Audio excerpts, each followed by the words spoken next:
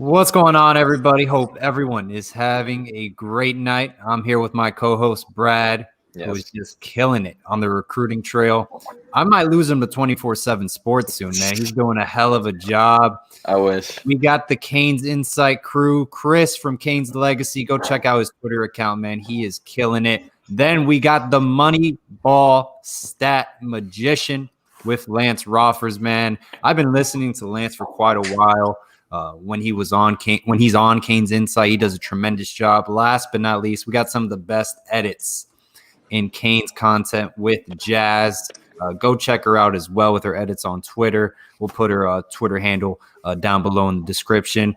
Brad, we haven't played since November 15th. It's been a long time. We got Duke Saturday night, primetime television once again. Where do we even begin, Brad? I cannot wait. First off, happy Thanksgiving to everyone. I hope everyone had a good Thanksgiving. And yeah, it's refreshing to finally have Miami Hurricanes football. It seems like it's been forever.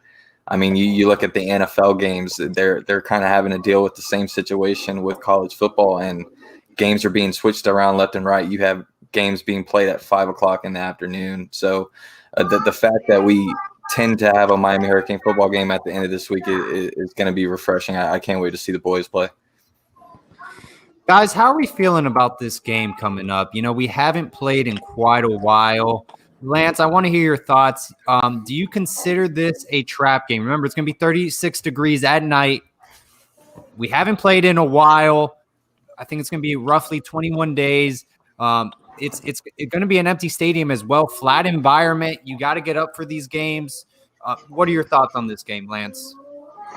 Well, I mean, anyone who's been a Canes fan for years knows that, we've always got the potential to go out and lay an egg in one of these games. But, in this situation, I think the layoff is honestly good for Miami. They've got several people, especially on the defense, who have, been nursing some injuries. Sam Brooks has had a foot injury for several weeks now.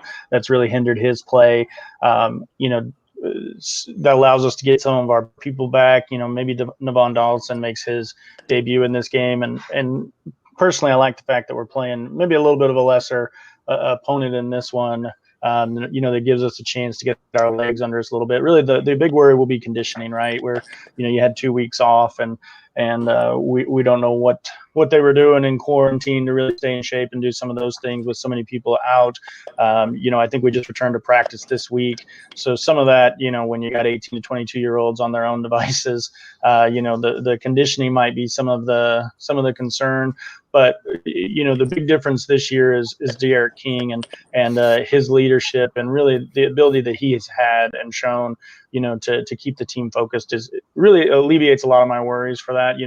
If we're going to worry about Duke, frankly, we're going to worry about every team we play at this point because they're probably the worst team we've played this year, or at least, one of the worst that we've played this year. So I do expect that this is really a good opponent for us to return to and hopefully get everybody to,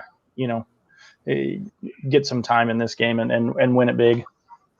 Yeah, I think you hit it on the head at the end there with De'Aaron King and the leadership. I think with this long layoff, I think the leadership probably goes in pretty high in as far as the scale of what to depend on this football season. Anytime we've had a crunch situation or a big time play that needs to be made, it's the leaders that come up big for us. And I think with the long layoff, you're going to see guys like De'Aaron King, Jalen Phillips, Bubba Bolden, some of these guys kind of rally the troops and keep everyone's head straight on. But, I mean, just a couple of weeks ago, we were thinking this game was going to be against Wake Forest. And I think that could have put a little bit of different implement on how the game could possibly have gone and how quick of a start we needed. Chris, what's your thoughts? Well, I think echoing a lot of what Lance said, it's probably going to be one of our easiest games, if not the easiest. On paper, right? You look at what Duke does well. They have good edge rushers, which – I feel pretty confident with Zion and Jared to be able to handle that. On the interior of the defensive line, they're kind of soft. I think we'll be able to run the ball more. But really, it comes down for me what we do with their quarterback situation against Chase Bryce, who is a guy who has a lot of physical talent, but also makes a lot of mistakes. I think it comes down to like in the past couple games, if we make these quarterbacks look like heroes out there, and we allow them the opportunity to make some throws that they shouldn't make, then, it's going to be closer than it probably should be. It's a great opportunity for us to go out there, set a tone early, get a couple of big plays and kind of just run away, get those guys in that haven't seen a lot of time, get Navon some time, get some guys that are maybe nursing some injuries out of the game a little earlier, just get them kind of back in the flow of it. Almost like a preseason game, you would think, like in the NFL, where you guys get a quarter or two, then game set, get the young guys in. But we'll see. There's no guarantees. I think even with this team, on the defensive side, we've had some lapses, where we give up plays that we shouldn't. So as long as we go out there, set a tone, remembering what they did to us last year, like if it was just a long layoff and going against a team like Wake Forest, who not as much history, it would have been different. But knowing it's Duke, I'm not worried about the cold weather because it's not like those North Carolina kids are that used to it either. But I think we'll be in good shape and ready to roll. Definitely. And you mentioned Chase Bryce, the Clemson transfer. He's thrown for 2,000 yards, 9 touchdowns, 13 interceptions. And I think you kind of nailed it on the head. We kind of need to apply the pressure. Jazz, what do you think needs to be the big thing that we need to make sure we start out fast against a team like Duke and kind of set the tone? I actually think we're going to have an emphasis on the run game, more so in this game. More so is because the O-line has been inconsistent with the run game. They've been much better with the passing game. I feel like Donaldson will play, and I feel like that will actually give a spark for the run game. I do see Cam Harris and, of course, our 2 phenomenal freshmen. I feel like they will have a big game this time, which will also help our defense. Like you said, with our quarterback, it'll help keep our defense off the field for as long. And I feel like that'll also help our D-line. I feel like our D-line will have a huge game, which they normally do. But I actually feel like they will have a much bigger game this game. And I also feel like the players are excited to play. They have been off for a while, of course, but I think they're taking notice. The type of disrespect we're getting, I feel like they are paying attention to that, and they do have a lot to prove, whether it's for the NFL or whether it's for just ending the season the right way. So I think they have a lot to prove. I actually feel like they will be excited and ready to play. I do expect actually a blowout in this game. However, I do expect them to be a little slow in the beginning because, let's be realistic, they will be off. There will be some rust because they were off for a while. But I do feel like we will catch fire towards like the third quarter, and I feel like from there will be a blowout. But I feel like it'll be because of the running game for the most part. Okay. Yeah, I completely agree, Jazz. Personally, for me, the key offensively to dominate this football game, like you mentioned, we all want a blowout win. There's been tweets saying a Florida State-like performance to go up against Duke, is to create an identity running the football. Be successful on the ground.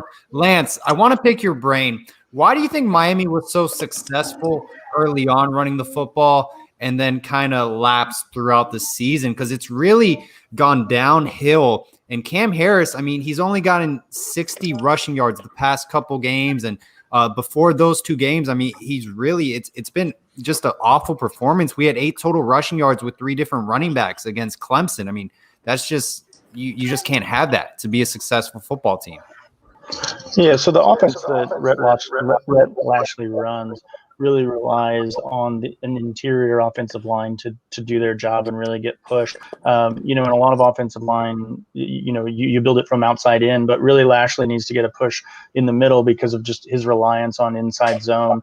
And, we really had some poor guard play pretty much all season, but it really has deteriorated and regressed as we've hit some of these last games.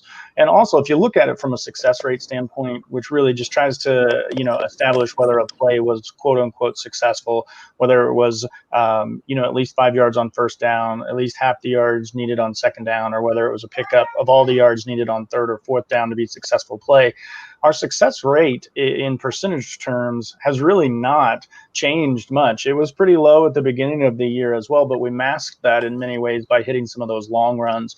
Now, you obviously don't take those away. Those are big. Those are things that contribute to wins, and that's what you set plays up for, to hit some of those big plays. But when we haven't been getting those big runs, whether we've it's been a shoestring tackle or maybe the defense hasn't been fooled as much, where we break out some of those long runs, that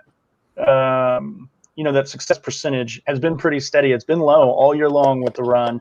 I believe we've actually been a little over-reliant on that inside zone play to this point. It really doesn't play to the strengths of 2 of the running backs, the 2 freshmen. They're not as experienced at what's called pressing a hole. And essentially what that does is, you're running into a gap, which gets a linebacker or whomever is responsible for that gap to commit to the gap. And then that allows you to have cutback lanes or, to bounce it. And what the two tend to do, they tend to do different things, honestly. Chaney tends to hit the hole no matter what it is, right? So, if the play is to hit the B gap, he's going to hit the B gap as hard as he possibly can, even if there's a defender standing in the B gap and has that play defended, he's going to hit that hole and he's going to try to run the guy over, right? And so Knighton does the opposite in many ways. Now, neither one do it 100% of the time, right? But what I see on film whenever I review their games a lot of times is what Knighton wants to do is he wants to immediately bounce it. He wants to immediately get it outside.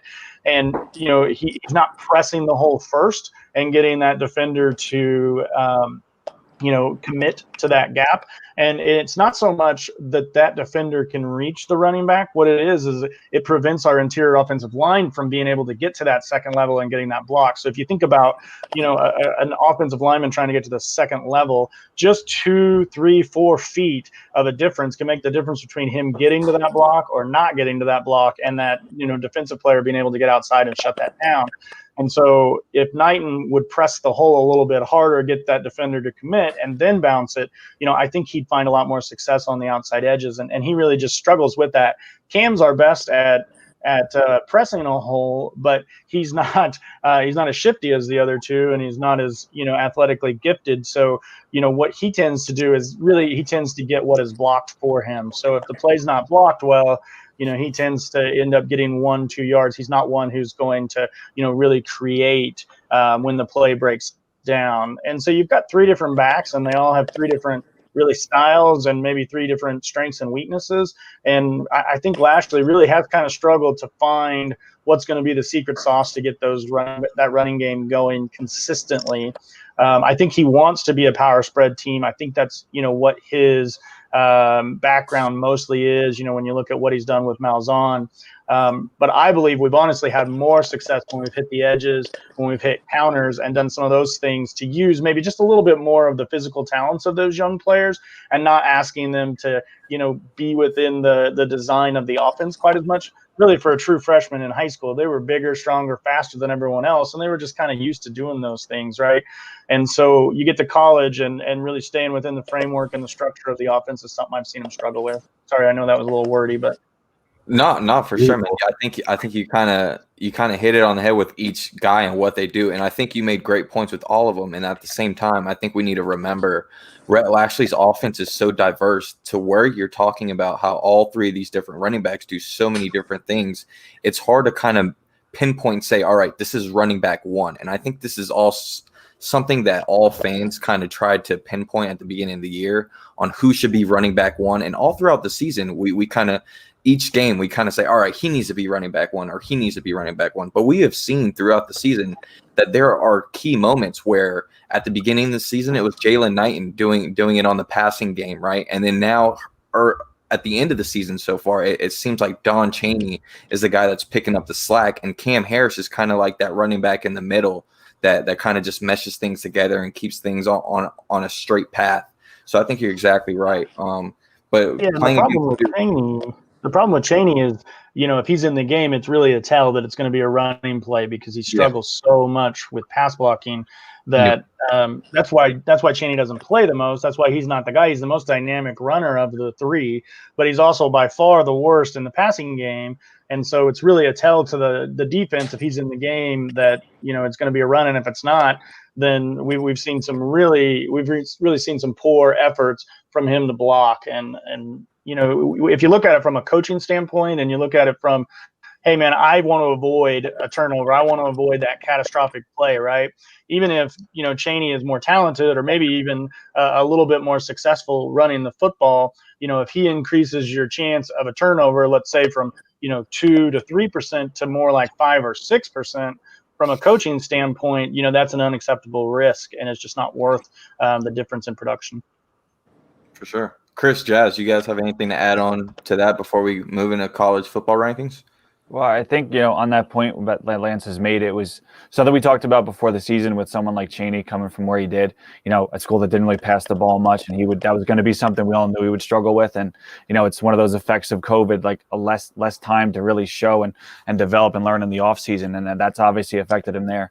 And then also too, with the idea of the backs and how they use them. One thing I noticed that wherever Lashley was, he was really, consistent point with the running backs was kind of riding the hot hand. And like he would go with guys that you maybe didn't expect or consider to be the number one back. And he did it at UConn. I remember one drive he did it with Auburn against LSU, that stretch where he was calling the games. And he left Kerryon Johnson on the bench for like an entire drive down the field because the backup, who was more of like a fullback short yardage guy, just kept running the same play over and over and picking up 5-6 yards. And last year just let him right down the field. So he's big on the hot hand. And I think it just kind of turned away from Cam at that point, and you kind of go with the younger guys to get something different going. And there is a possibility that Cam could find a way to make it back through. I think like Lance said, he has that consistent aspect to it. And I think in a game like Duke, like Jazz said before, is a game where you can get some big runs with the way they are on the interior and not the tremendous athletes in the back seven. He could have some of those big runs like he did early in the season. So this might be a good game for Cam to kind of get back in and maybe set himself up well for the offseason in terms of the draft. Yep, and I actually agree with each and every one of you all. You all made valid points. I agree, and then I think a lot of things that we don't consider is that, like for the first game of the season, a lot of the yards also came from De'Aaron King. So De'Aaron King does make up a lot of our rushing yards as well, because of the play action or just him not handing it off and just taking it on certain running plays. But so I think that's a consideration as well that we have to look into. But I agree. I think it's just the type of personnel group we have at the running back position. But also, I feel like the O-line is going through strides. You can't as a young group, you can't expect them to learn multiple things at one time. It's like you could tell Lashley is just taking his time, and then even just Coach Justice is taking his time with the O-line. And he's getting them to learn different things at one time. You can't expect them to learn it all, especially while they're trying to win, especially during a COVID season. So I can see the strides they're making with the passing. With the pass blocking, but then I could see like the step backs they're having with the run blocking. But I do feel like this game, I feel like this week they're most focusing on the run blocking. So I feel like they'll have a good game.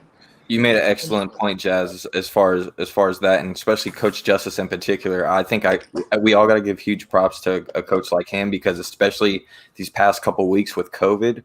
You talk about the last game we just had. A lot of people overlook this, but we were without two of our interior linemen, to where we had our third string guy in Osmond Troyer end up playing probably the most snaps out of anybody on the football team. You're talking about a player that hasn't played most of the season, and he goes out there and not only starts, but he's playing 80 plus snaps in a football game. And you kind of don't miss a beat off of that, right? Similar to a guy like Zion Nelson, who's making huge strides. You talk about a year ago, it seems like every other play we heard Zion Nelson's name. This year, he's one of the quiet offensive linemen. When you're a quiet offensive lineman and you're not hearing your name much, that's a good thing. That's something that's similar to Ja'Kai Clark last year did as well. So, yeah, very good point. Before we get into the college football playoff rankings, man, we cannot skip the defensive side of the football. I'm curious to what everyone's thinking. I think personally this is a big statement for Blake Baker's defense the next few games, going into the bowl game as well. A lot of people have been up and down with the defense. I'm curious about everyone's opinion. Jazz mentioned personnel on the offensive side of the football. A lot of people say we just don't have the right personnel to fit this scheme that we're running at Miami. Chris, what are your thoughts about Blake Baker's defense going into the Duke game, and what do we need? What's the game plan defensively to win this football game? Well, you mentioned about personnel. Like I 100% think that there's an aspect of personnel that we are struggling with, and that's at the second level. No disrespect to the kids. They're working hard. McLeod's been there for a while, and like Jennings is playing through injuries and all that, but they're just not at the level I think you need from a Miami Hurricane defense, and their inability to get to plays, to make big plays, to, off the snap, their instincts are always like on the lacking side. It's just, they don't play the game the way that you would need to play with the kind of defense we have, which I know people have talked about the amount of plays we give up that are 10 plus yards and how we're like way, way far away ahead in the country. And it's because that second level is so weak on the interior. They're not going and making the plays that, we've made in the past. Not that Shaq and Pinckney were like all world players, but they were good enough and they were instinctual. I think they did what they needed to do. I do think kind of it's brighter skies ahead, which, I know we'll get to later. But and because of that, we're not, Flag, he's good. He's a good young player. I don't think he's like super talented in terms of like physical ability. The guy that I always kind of think of with him is Daryl Sharpton, who also had to play early his freshman year, and then like he kind of fell off a little bit, less playing time sophomore, junior. Then senior year he came back and had a really good year. He's kind of like him to me, where he's stepping into a spot where he can be, if you're consistent and you have playmakers around you, you'll be great. If you can be consistent without the playmakers, then those weaknesses might start to show up. So I would go Flag and Brooks as much as possible. I think that just works out better for us when we have those two in there. I do think we're going to give up some big plays just because of the nature of what we do. I think our like that middle grouping of our safeties and our inside linebackers with 53 and 44 are going to make mistakes. So I think we'll give up some big plays, and Duke is the kind of team that'll do nothing for a couple of drives, and all of a sudden, bang, Bryce hits somebody on a great throw out of nowhere, and then they'll get a quick touchdown. I watched the Georgia Tech game that they had. It was a lot of those where like they were terrible for drives, and all of a sudden, boom, 2 touchdowns in a row on big plays. And you're like, okay, so we're probably going to end up giving up a couple of those. It's just a matter of like just outpacing them enough that it doesn't matter.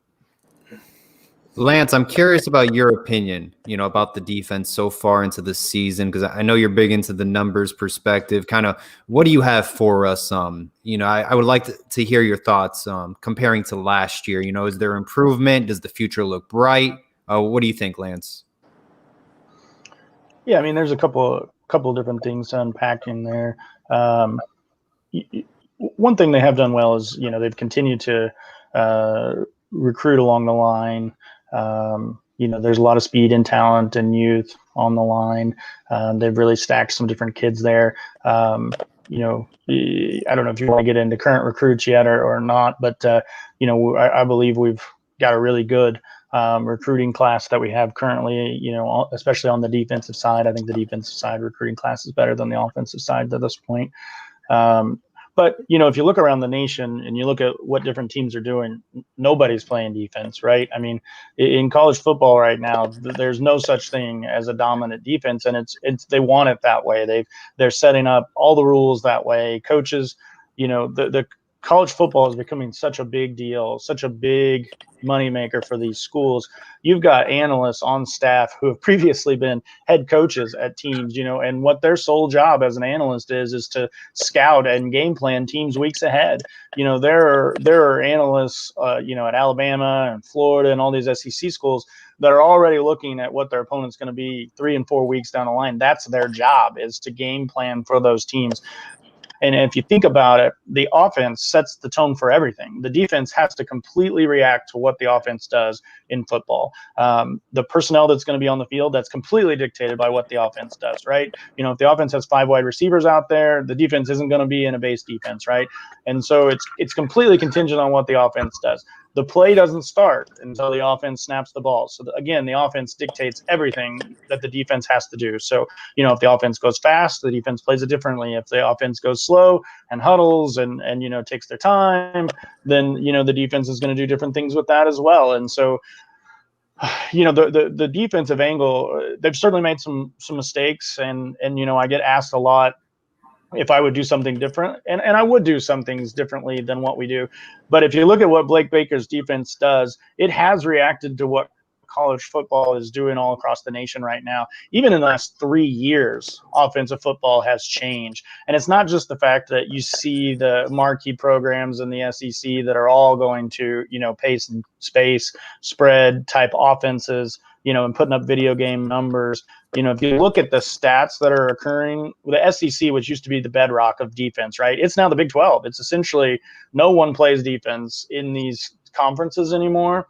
And what you look at what Blake Baker has done, where the spread offenses now, they've got so many advantages, but what they're doing, outside of just the RPOs, outside of what they're doing outside of spread, they've also, they're doing splits with their offensive lines. And in the college game, they don't have the athleticism all along the offense or the defensive line to really take advantage. So that's why it doesn't work in the NFL. But in college, nobody has 7, 8 NFL defensive linemen, so you can run those splits. And that really spaces the defense out more. And then the other thing that you've really seen, an advent that's come into college offenses more and more and more in the last 3 years is the way they've really used horizontal motion to stress a defense, right? When Manny was the defensive coordinator, you saw our edge rushers. They essentially were kill the quarterback, tackle the running back if he gets the ball, right? That was exactly the way they played defense on the edges.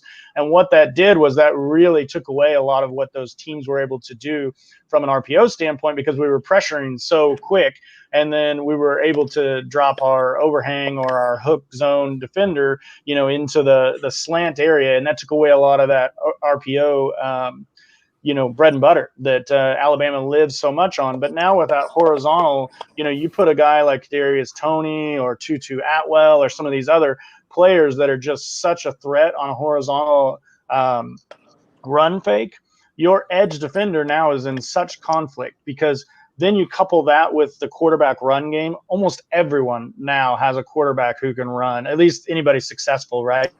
The quarterback run game is kind of become the norm rather than the exception.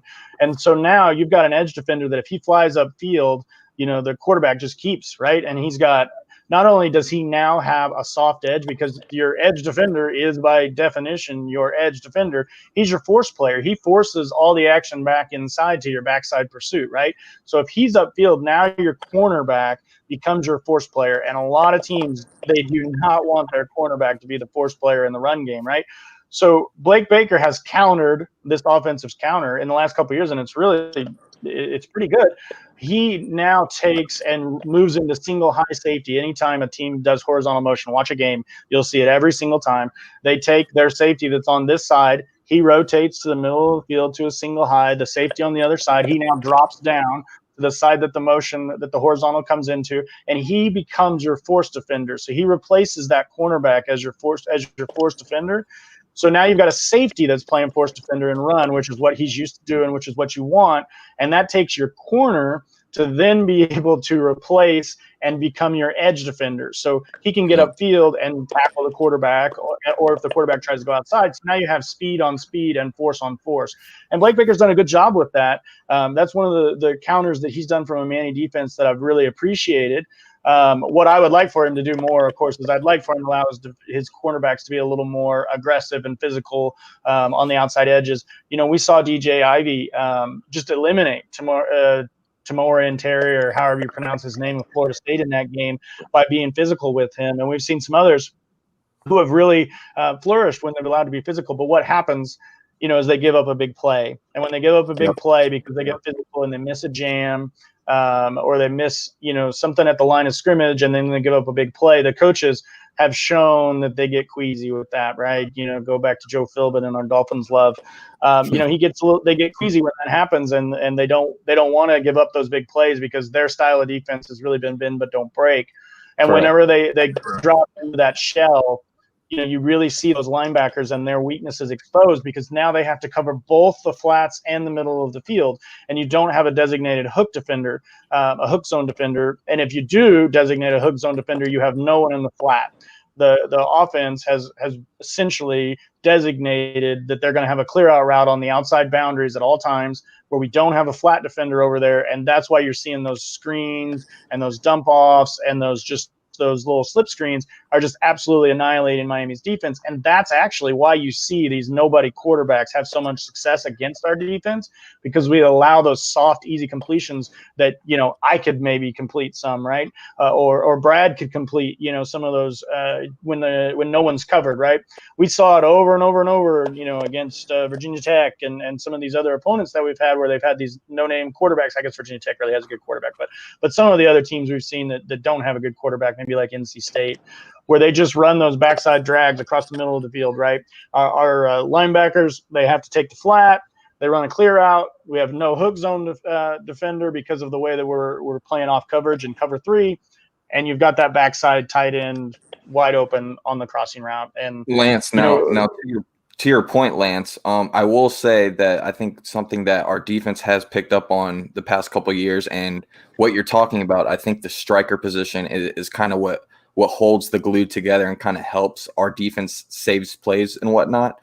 Me and Chris were talking off air a couple hours ago, and you look at someone like Romeo Finley, who has kind of been the glue to our defense the past couple of years. And then now you look at this year, it seems like Gilbert Frierson is that guy that's kind of holding things together and seems to honestly be the most dependable guy on our D right now. And it's because of that striker position, being able to maneuver him in different positions and formations, depending on who you play, and put them in key situations where a striker who is normally a safety or a corner kind of plays in between and plays that tweener position to where they're able to be comfortable with any situation on the football field. And I think that helps. I think the downside to that, though, is that bend don't break mentality that you've been talking about with Blake Baker. And I think what frustrates a lot of football fans, especially Cane fans, is we watch our defense, and there's times where we should put a little bit more aggressiveness when we have the pedal on the gas. You know, when it seems like we're getting the ball rolling on offense, we're not tending to do that on the defensive side of the ball, especially playing against teams where we know they're one-dimensional. And instead of taking that thing that they're leaning on away, we kind of just sit back and play and just let everything watch in front of us, like you mentioned. And it seems like the only time that we kind of get aggressive is when we need to and not when we should. We get into these positions where it's kind of like, all right, we're only up 3 or we're down 7. This is where we need to start to get aggressive. And we do it, which is great. But I think if you play the wrong team, like a North Carolina, or even if we would have played a Wake Forest, that is a situation where you don't want to get your defense in. And unfortunately, I think if we don't change that moving forward, it could hurt us. And going back to Chris's point with the linebackers, the linebacker position and the cornerback position have hurt us in so many years as far as recruiting and developing. You go back to when Manny Diaz was in charge of the linebackers, the 2017 and 2018 class, you had guys like Wayman Steed, Bradley Jennings, DeAndre Wilder Jr., even this past class 2 years ago with Patrick Joyner. We kind of missed out on 2 years with him pretty much by going from a defensive end in high school, trying to make him a linebacker, which didn't work out. And now he's right back where he started in high school. So we kind of messed up 2 years with a guy that we were trying to make a project, and now he's kind of behind the 8 ball, right? And I think this next class that's coming in that we've been talking about and hyping up so well, which I think is going to help us, is we have a lot of athletes, a lot of playmakers, a lot of guys that could play many positions, which I think is going to help this defense moving forward. Jazz, what's your thoughts? Well, I actually think it's multiple things. I also still agree with you all. I think it's multiple things this year that a lot of people aren't taking into consideration. Well, for one, it's just in practice. Everything starts on Green Tree. When you don't have enough bodies on Green Tree due to COVID, I mean, that also affects your play as well in games. I think also you have to look at the up-tempo offense we have. A lot of times it ends up being a 3 and out, or if we do score, we're scoring within 2 or 3 plays, and then the defense is right back on the field. So I think Baker is looking at that as well. And on top of that, the personnel group, we don't have enough in the cornerback and secondary, and we don't have enough in the linebacker position. So all those 3 things combined, I think, is also affecting our defense. I still think our defense is fine, especially because I feel like we have the talent, and we've shown that, especially in late games and fourth quarters. We've shown how dominant we can be. The reason why I think we're not dominant for a full game is because of that, the up-tempo offense, the defense being on the field for such a long period of time. It is exhausting. I think also with COVID, with Green Tree, not having enough personnel out there because of COVID, you don't know what you're getting into in a game every single time. So I think that's why I feel like a lot of times in our first drives, you notice that Baker, he just tries to see what the other team is giving us. From there, that's when he reacts. Some people, of course, don't like that. You want you to be aggressive off that. But I feel like he's like that because of the personnel group we have, and also because of the lack of people we have in Green Tree because of COVID. So I think this is more so him trying to be a conservative. I think it's more so you're trying to work around so many different things that you're facing. And it's kind of hard. You can't just play outright how you can. And you want to compare defenses like Alabama and Clemson. And they have veterans who've always stuck together for 2, 3, 4 years. So, it's a little, you can't really compare. I know a lot of Miami fans will compare Baker's defense. And like I said, not all plays I feel he called are the right ones. Of course, I feel like there are some plays that are very questionable. But I feel like his plays are like that is because, like I said, you you don't have the personnel group you would like to have. And then on top of that, you don't have enough people on Green Tree to even compete with. So you don't know what your team can provide you on that football field every game. And I think that's why Manny Diaz is always saying, it's hard to win. And it's because you don't know who you're going to face. You don't know what you're going to face. And then I think a lot of things, and this could be cliche, but I think it's completely true. A lot of teams treat the Miami games as championship games to them. So these are talented players. Just because it's Duke or just because it's Virginia Tech, that doesn't mean they're not talented players. These are still 4 stars. Okay, so they can play with Miami if they actually even committed to Miami. So I feel like, a lot of these players, they step up when it comes to Miami. So that's also another look. I do feel like, when we do get better players, especially in the 2021 class and hopefully in the 2022 class, because the 2022 class is so dominant, especially at the defensive end position, Florida. I feel like you will see a much better defense, especially if we have an actual full year. And I think a lot of people don't take into consideration the offseason. We barely had one because of COVID. So everybody's working through their emotions throughout this game, especially the coaches. I feel like the coaches are still learning on the spot as well. And I think a lot of people aren't taking that into consideration. It's unfortunate. We don't have veteran coaches like a Saban, or like Dabo, even though I don't want to mention him. But, we don't have those type of coaches. And we got to be honest with ourselves. Our coaches are learning on the spot as well. It's unfortunate because we would like to see that dominant defense that we know we can be capable of because we have the talent for the most part on the defensive line. We have certain great corners. Couch is really great. We have great safeties in Bubba Bolden, But, when you have missing pieces and then when you're dealing with so much this year and then, every game isn't promised. Just like, for example, we were supposed to play Wake Forest. And then now, within a week, now we have to change our mindset and focus on Duke. Those things aren't easy. You don't know what you're going to get. You don't know what you're going to expect. And then you don't even know how to coach from there. So I think a lot of those things take into effect, which is why I'm not really examining the defense that much this year, more so because of that. I would say when we have our great players that come in the 2021 class, that's a better chance of us evaluating the defense in actual Baker and see where he can coach. So I feel like it's kind of unfair for him because of the personnel group and the things we're going through. Like I said, there are some questionable calls, but I can say the same about Lashley as well at times. So you got to realize they're all trying to prove themselves this year, especially Lashley. Baker is trying to prove himself with such little that he has. So I think, a lot of people don't take those into consideration, but I feel like it's important to think about those things. Definitely. And before we get into our amazing sponsor by Stickers by AB, I will drop another thing that Jazz just mentioned. It's going to be interesting for this 2021 class, especially defensive side of the ball when they come in.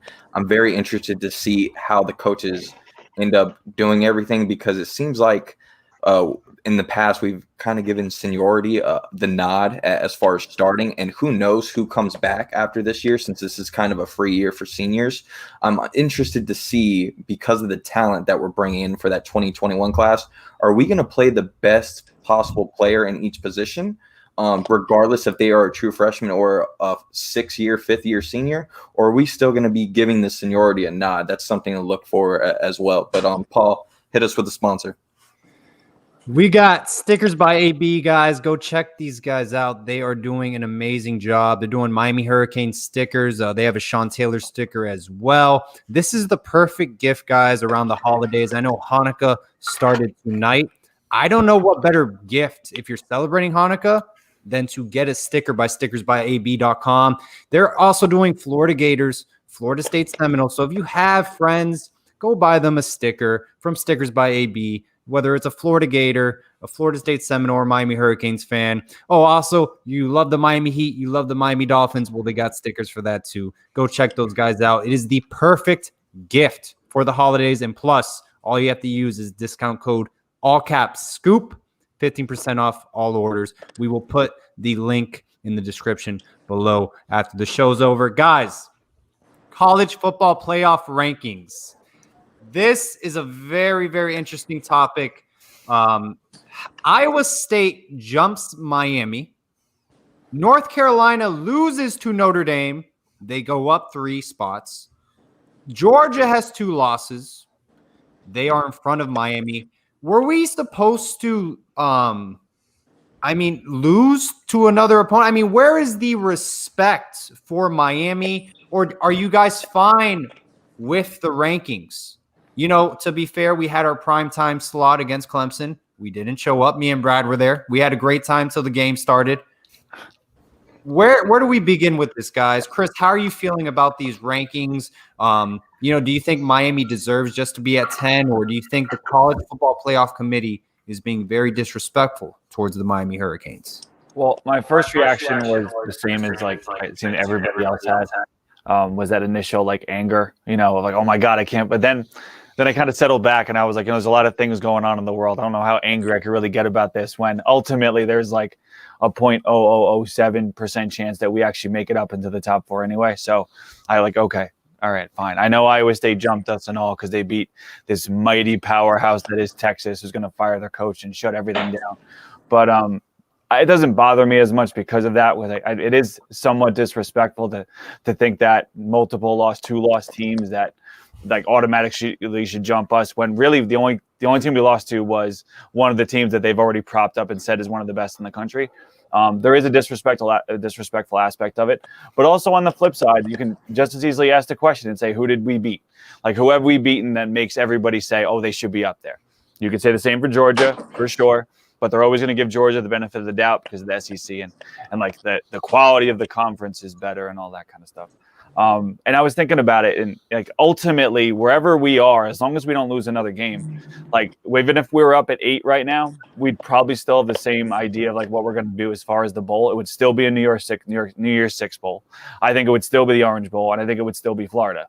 So no matter where we're placed, I think that's going to be our destiny heading into New Year's Six, as long as we keep winning games. So, and no matter what happens at the top, however things get flipped around, even if you might see like Clemson lose again to Notre Dame, I think that's still our fate. So it's annoying.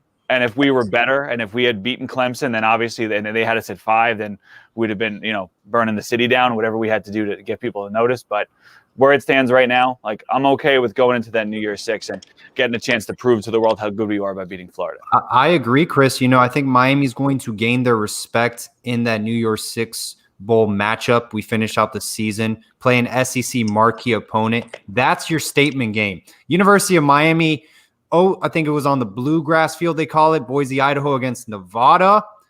I don't know what they even call those guys, the Wolfpack or something. That was in 2006. I think Coker even got fired that season. Then 2016 was our last bowl game victory. 2016 against West Virginia, Russell Athletic Bowl game, Mark Richt's first year in the program. We have to win a marquee bowl matchup. You have to. It's great for recruiting, just national respect. And that's, I think, something everyone is going to be looking at with Miami is when they're on the national stage, can they win that marquee matchup? It's been quite a while since the Notre Dame game in 2017. Since then, we really haven't beaten a marquee opponent since that game. Jazz, what are your thoughts about the rankings? I'm okay where we are. I'm not okay with where Ohio State and Georgia are. More so it's because Iowa State, 2 losses. I feel like, first of all, a 2-loss team should not be in the top 10, regardless. Because if Miami was 2 losses, we wouldn't even be in the top 30 alone. Especially if we lost to Louisiana. We would probably be ranked number 100. And that's just all honesty because of the expectations they have from Miami. The reason why I say I'm okay with number 10 is because, like you all said, we did lose to Clemson, and we did not show up really that well. Granted, by the third quarter, it was only an 11-point game. Still, we did not show up to our best of our ability to Clemson. So I understand that. However, Iowa State, I feel like should not be number 9. I just feel like their best game was versus Oklahoma, which was back in early October. And they still, a week ago, they weren't ranked number 9. They just now became ranked number 9 after beating by 3 points Texas. So I just feel like, I can't really, I understand what some people are saying, like, their best game was probably Oklahoma, but I just feel like it's kind of, ironic because they still were not ranked in the top 10 a week ago when the first rankings had came out. So, it's just, I just feel like they have high expectations for Miami. So that's why they're not moving Miami up. They have high expectations as in they expect Miami to dominate games. Kind of similar to how some fans look at Miami and they constantly compare this new Miami to the 2001 Hurricanes. And it's like we're constantly expecting the Hurricanes to just dominate every single game. And I feel like college football is looking at Miami the same. It's unfortunate, but I'm still okay with us being number 10 because, like I said, I don't think we deserve to be in the top 4. I don't feel like we would last in the top 4 regardless. I feel like the teams that we have in the top 4, The reason why I said we had a chance versus Clemson, because I feel like Clemson is not as great as they were previous years. And which is why I feel like even if Clemson played Notre Dame again, I don't think Clemson would blow out Notre Dame, even with Trevor Lawrence. I feel like Notre Dame is actually a really great team this year. In all honesty, they have the experience, they have the talent, and they're clicking on all cylinders. And then on top of that, they have the confidence. But I don't see us really beating Ohio State. I don't see us. I can't even say much about us if we play Notre Dame, because, like I said, Notre Dame's experience is beautiful right now. Their chemistry, especially that offensive line, it's sensational. They're clicking on all cylinders. Will they stay that way by, let's say, next year, the year after that? No, I don't think so at all. I just feel like it's just one of those years for Notre Dame. But I don't feel like we would have ever been in the top 4 regardless. However, I still don't see how every week there's a new team that hops ahead of us, especially a 2-loss team, especially a team that got dominated by Louisiana. It's just, to me, I just feel like, it's unfair, but I expect it, because I see that they're expecting Miami to be the dominant 2001 Miami. And if we're not, then they don't see us being great. So like you all said, I feel like the New York Bowl will be very important for them to actually really analyze if they feel like we can compete on that level. But I feel like regardless, I feel like next year is our better chances regardless. Lance, before we get to you, I will mention Jazz. You made a couple good points, and they are factual about Notre Dame. But at the same time, I heard those same exact facts in 2017 before they played the Miami Hurricanes, as far as their offensive line, clicking on all cylinders, the way they looked. And I'll be honest, Notre Dame is one of those logos and teams where I don't care what the record is, what year it is. When they line up against the Hurricanes, they're scared. And I think that's a team that doesn't want to mess with Miami, and they knew that from the jump joining the ACC. I really, really feel like they were set up for success in all ways possible. And I think we kind of see that to where now they're kind of handed the SEC title championship game. And yes, they might have proved it along the way, but I feel like if you're going to jump in our conference, you need to prove it to us. And I feel like that was one thing that we kind of missed out on from the jump. And I think most Cane fans that looked at this when Notre Dame did join the ACC and we saw our schedule and we saw that us and Notre Dame kind of had the same schedule but not playing each other, it was set up for disaster from the beginning. Lance, what's your thoughts? Yeah, I mean, you definitely – you win, you're going to take care of the ranking, in that regard, right? And also, it's a what have you done for me lately kind of thing. I mean, we haven't played in 3 weeks or however long it's been now, and you kind of get out of the public's eye with that a little bit. But you also got a little bit of a joke, with Iowa State jumping us. Some of that is their coach. He's kind of a media darling at this point, and they win a couple of games, and voters get excited, that kind of thing with that. And Georgia being up there is a joke as well. They have literally beaten no one, and the 2 games that they played against anyone who had a pulse ripped them apart, right? I mean, again, that's another team that really hangs its hat on defense, and as you see, they go up against any kind of decent offense, and they're giving up 40 plus. But we also have hung on a couple of different games that to people that are voting and don't really pay a lot of attention to the program. They probably ding us with that. But I have models that I put together to look at strengths of teams throughout the country, and my model doesn't have us higher than 10th. It actually has us 12th. But you look at some of these rating systems. One of the ones that I really, pick out most of the time is called a simple rating system. It uses points in and points out, and then adjusts for, opponent's strength of schedule and who you've played and those sorts of things. And Miami is the only team in the country that's won 5 games against top 50 teams. Most of these teams have actually only won 2. Alabama's only won 2. Florida's only won 2. Texas A&M's actually only won 1. And Iowa State's won 2. Miami's won 5. So, you talk about the strength of schedule that Miami has. Maybe they haven't been beating top 10 teams, but the teams that they've beaten, are pretty solid teams for the most part. Pittsburgh, UAB, NC State, Virginia Tech. Not wonderful teams, not marquee teams by any measure, but they're in that kind of that 20 to 40 range. And we've beaten them all. The only game we've lost is against a Clemson team that, with Lawrence hasn't lost more than one time in several years. So, you've got a little bit of disrespect there in the fact that you're having some of these teams, with 2 losses jump us, and that's a little bit of a joke. And to me, it's probably due to the time off. But do I believe that, we're a top 5 team in the country? I really, truly don't. So I don't have a problem with the ranking in the number itself, but I kind of think it's a little bit of a joke. And you definitely have an SEC bias this year when you look at, the fact that there are 4 teams ranked ahead of us, when truthfully in my model, Texas A&M is something like 33rd. They're really not a great team this year. And they do have the one big win, but that's pretty much all they have. And then you look at Florida and you look at what their defense has done. And really, truly, I don't see them as an elite team. I see them as an elite offense, and an elite offense will win you a lot of games, especially against some of the really, really poor teams they've played and beaten. Yep.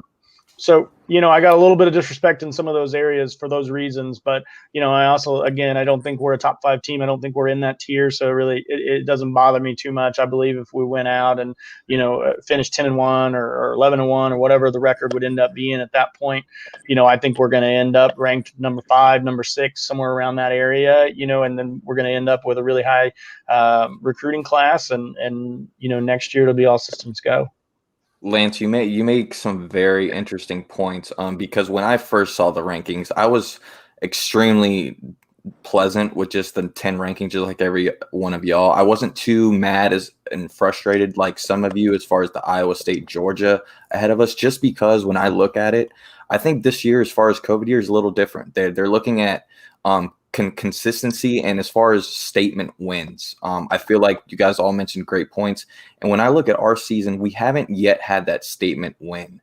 We played a lot of average teams, and we have not blown out anybody except Florida State. When you look at Iowa State and Georgia, yes, they have had some bad losses, but at the same time, the wins that they weren't supposed to win, they've actually won at times. That this is going for Iowa State.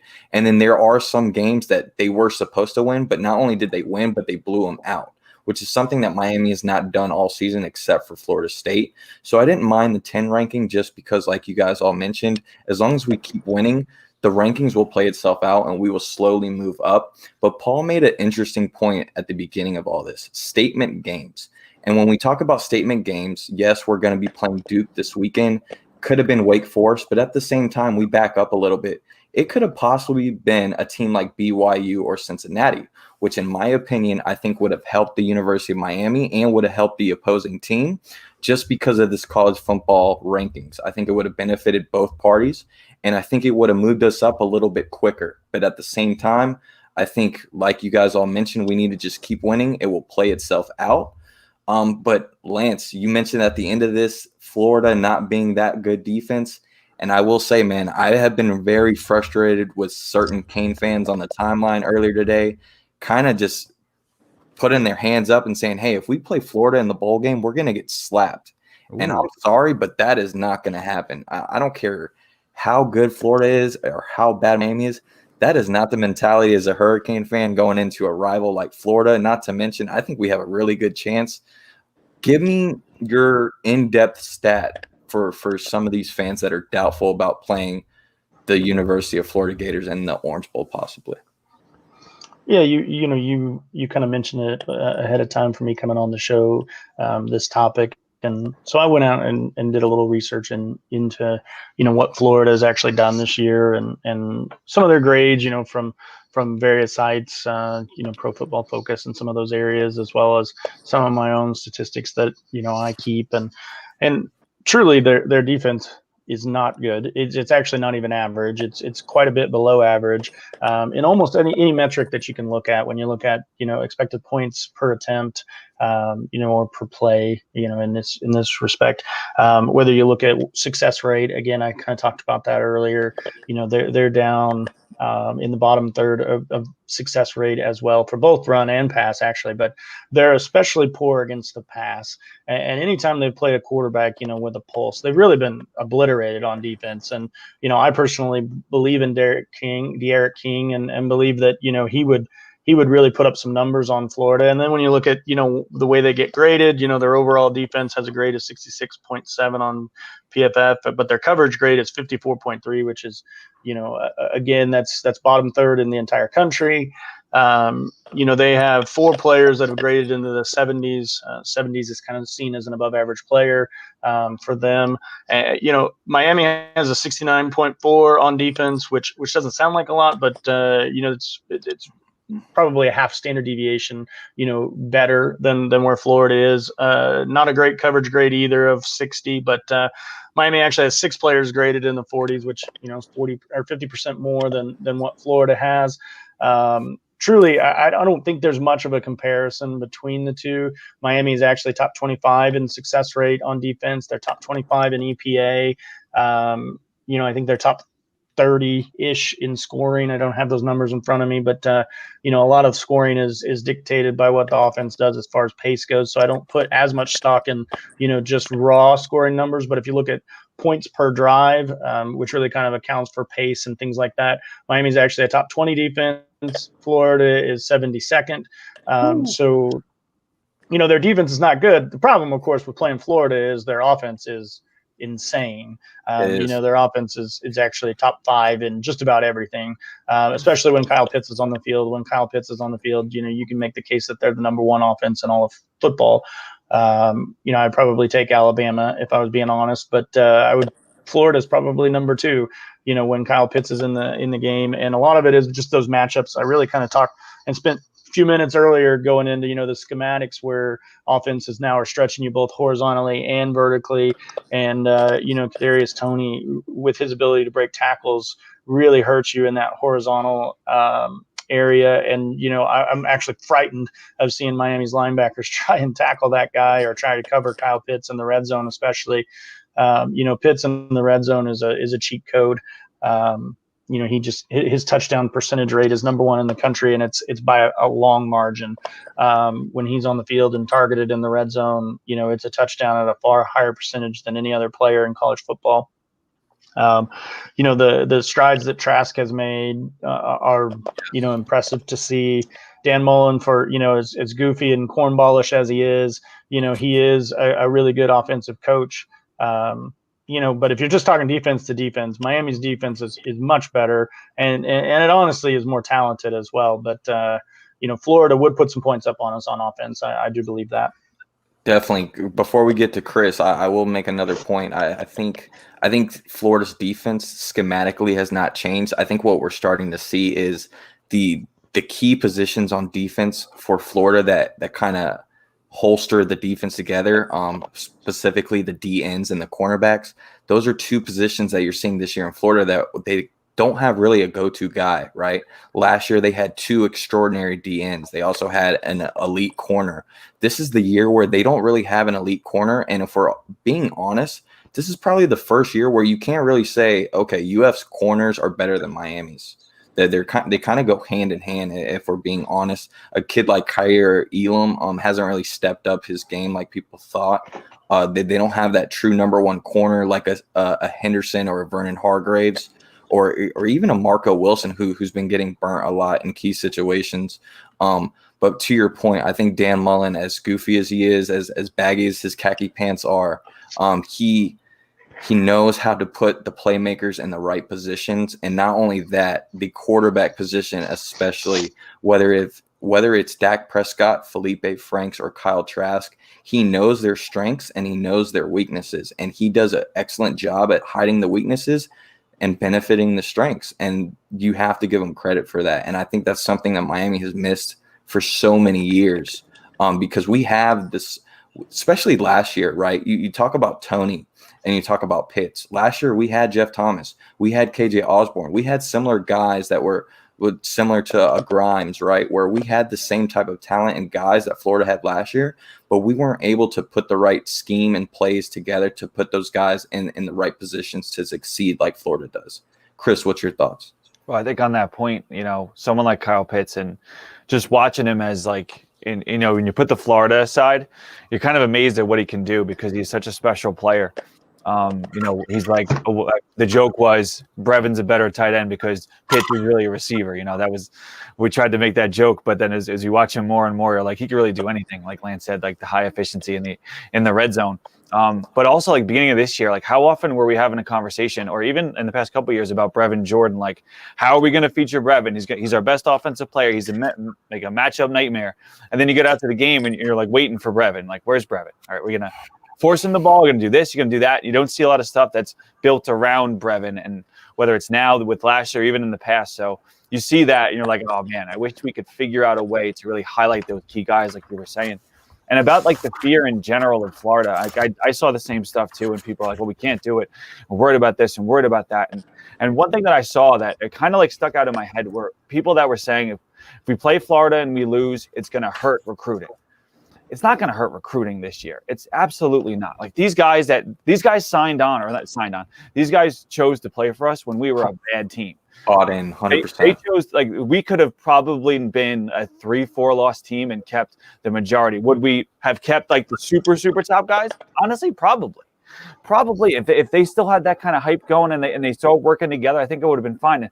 But whether that's true or not, like another loss to Florida, I don't think it's going to do any damage with regards to that. And I don't think we're in a position now where we're looking for, like, I know the Mason Smith stuff, but like super big fish who are going to be like, well, you lost to Florida, so I'm going to go with Florida. Or you lost to Florida, so I'm going to go with Bama.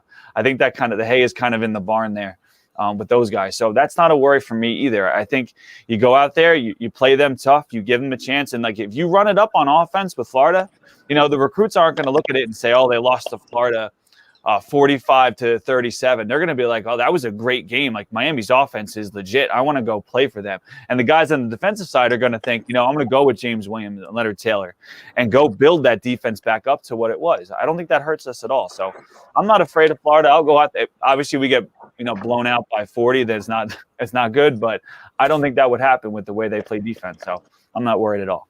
Facts. Jazz, you got anything to add on that before we get into the Mackenzie Milton transfer news? I agree with everybody's comments. I actually agree. And I really with you, Chris, as well. I really agree. I think a lot of recruits just want to see us compete, and they want us to see that we can actually compete and not just constantly get blown out. So even if we were to lose to UF, I feel like just with us competing, whether it's like a 40 to 30 something scoreboard or anything like that, I just feel like recruits want to see that. They want to see that Miami is actually getting there, and they want to feel like they're the ones that's going to take us to the actual top. Absolutely.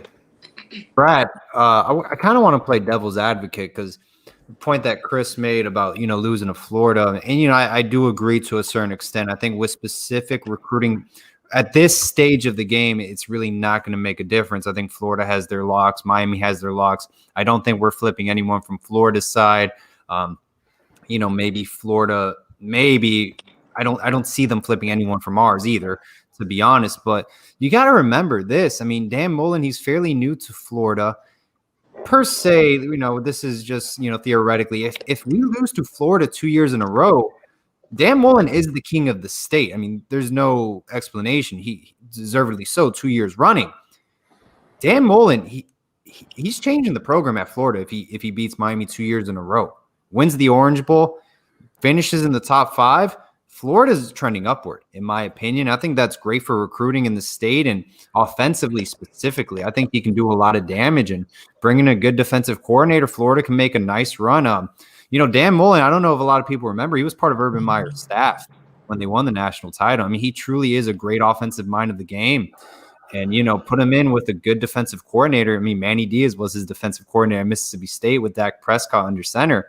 They can do a lot of damage. So I personally think losing to Florida for a second year, I understand Manny's still, trying to work his way up, but I think next year in recruiting, it's going to make a big impact on Florida, in the state specifically. But that's my opinion. Not like completely disagreeing, but I think losing to Florida next year is really going to be turning the tides in recruiting in the state of Florida. Real quick too, on just something that popped into my head there. Like, there's also the possibility if it's you guys us against Florida in the Orange Bowl, like it's not totally out of the realm of possibility that Trask and Kyle Pitts decide to opt out and not play in the game. Because Pitts, I mean, what could he do in that game that's going to raise his stock any? Probably not very much. And I don't know, he hasn't done it yet, so would he do it at that point? But it's a possibility too, especially with how things are going. Like, who knows what that extra time to work on the draft and the process might be. So it's not out of the realm, and I don't think we'd have any guys in that boat. So something to that's an excellent point. I could definitely see a guy like Pitts, but Trask, in my opinion, I think him and King just have that relationship and bond that they've had since high school, where this is going to be a kind of like who's better game, like they want to put on for the city and for their high school, where I think it would be an electric matchup. I think it would be something to watch for, kind of similar to the matchup a lot of fans were hoping for with the Miami BYU matchup, De'Aaron King versus Zach Wilson. I thought that would have been a nice matchup as well. But as you know, they're going to be playing Coastal Carolina, so they're still going to get that prime time college game day slot. But in other news, we won't dig too deep into it because it's nothing too much to get into. But UCF former star player Mackenzie Milton has now entered the transfer portal. I released a video earlier today, and as people know, Mackenzie Milton is a big Miami Hurricane fan. He loves to watch the Hurricanes play, similar to all of us fans. And I think that is something to look for, in my opinion. I think the Jake Garcia train, me, Marsh, a couple other guys, we were pretty high on that train, where we kind of was like all aboard. And I think we're starting to slowly see that might not be coming to fruition. And if De'Aaron King does decide to go to the NFL, which me and a few of you guys as well don't think that happens, but if he does, I do think Tyler Van Dyke has the potential. I do think he could easily win us games as far as conference play games.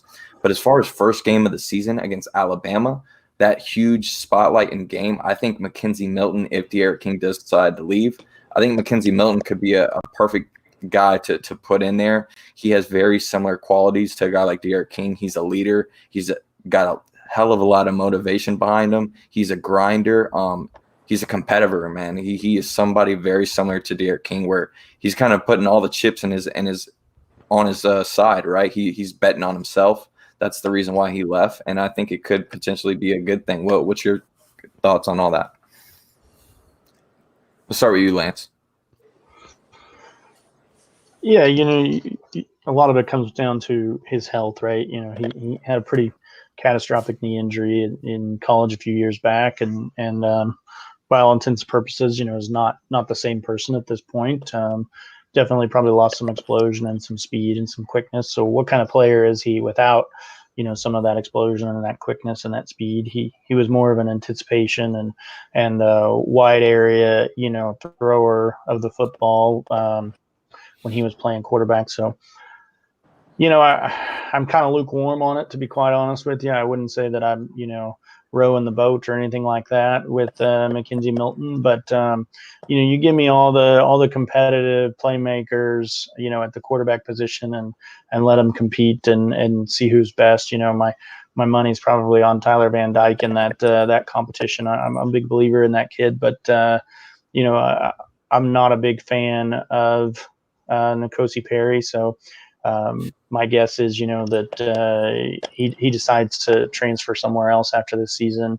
If a guy like Mackenzie Milton comes in, and I'd make that swap. So, Jazz, what's your thoughts? I agree. I like Milton. I really do. I just don't know how. Exactly his injury. I think that's probably the biggest concern. I feel like even last year we'll probably be looking at that as well. If King doesn't come back, and let's say we don't get another quarterback, I think Lashley will ride with TBD. I think TBD will actually be a really good quarterback. Now, of course, he will be his first career start, of course, especially versus Alabama. So that'll be a huge task. But for the most part, I think Lashley will ride with TBD. I'm not convinced with Milton, only because more so, like I said, his injury. It will be taking a big chance on him. We don't know how he can perform because of that injury.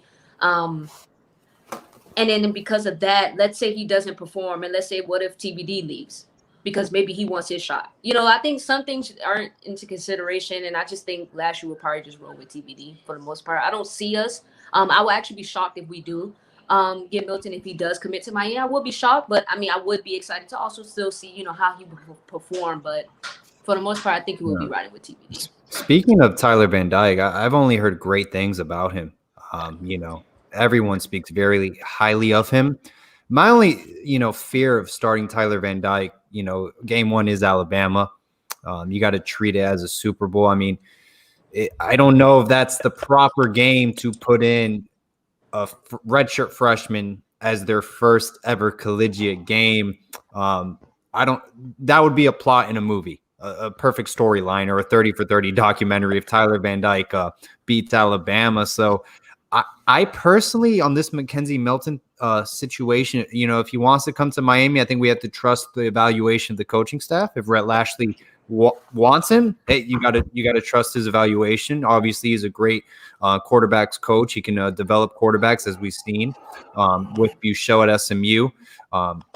Ben Hicks as well, with Nick Marshall and De'Ara King at Miami. But let's be patient with the transfer portal. We're going to see a lot of names in general at every different position. So I'm very curious, the more patient we are with the transfer portal, what names do come out, and maybe we'll, find another name such as Mackenzie Milton that can make a big splash at Miami.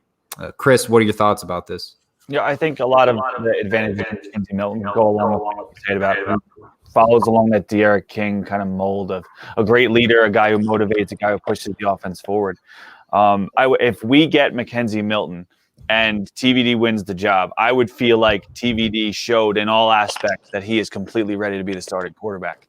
And I honestly had a similar kind of feeling a couple years ago when Jaron Williams won the job, so I was way wrong. But if it's here, and I think you beat a guy like Milton, who is so proven in terms of his preparation, his maturity, all those things that you would want to see in a starter.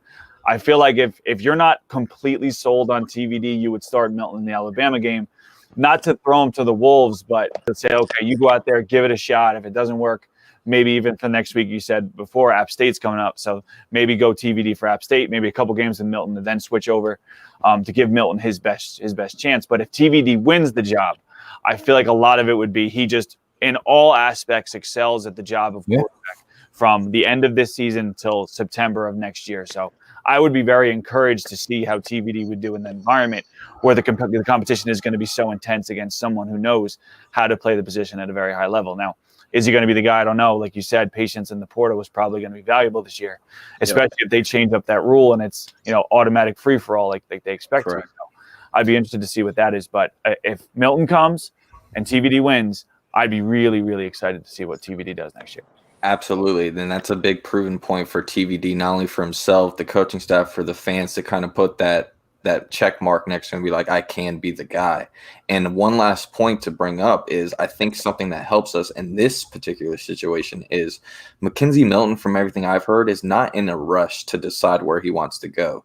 Like I mentioned earlier, he is good friends with De'Ara King. He has reached out to Rhett Lashley before even De'Ara King came to Miami, where he knows the situation that's going on. And in my eyes, I think this could be a benefit to where we kind of have somebody in our back pocket later on, because like we all mentioned, we're tight with spots right now, right? We only have 4 spots.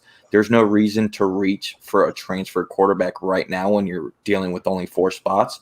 But like we all know, who knows if we can end up expanding those spots.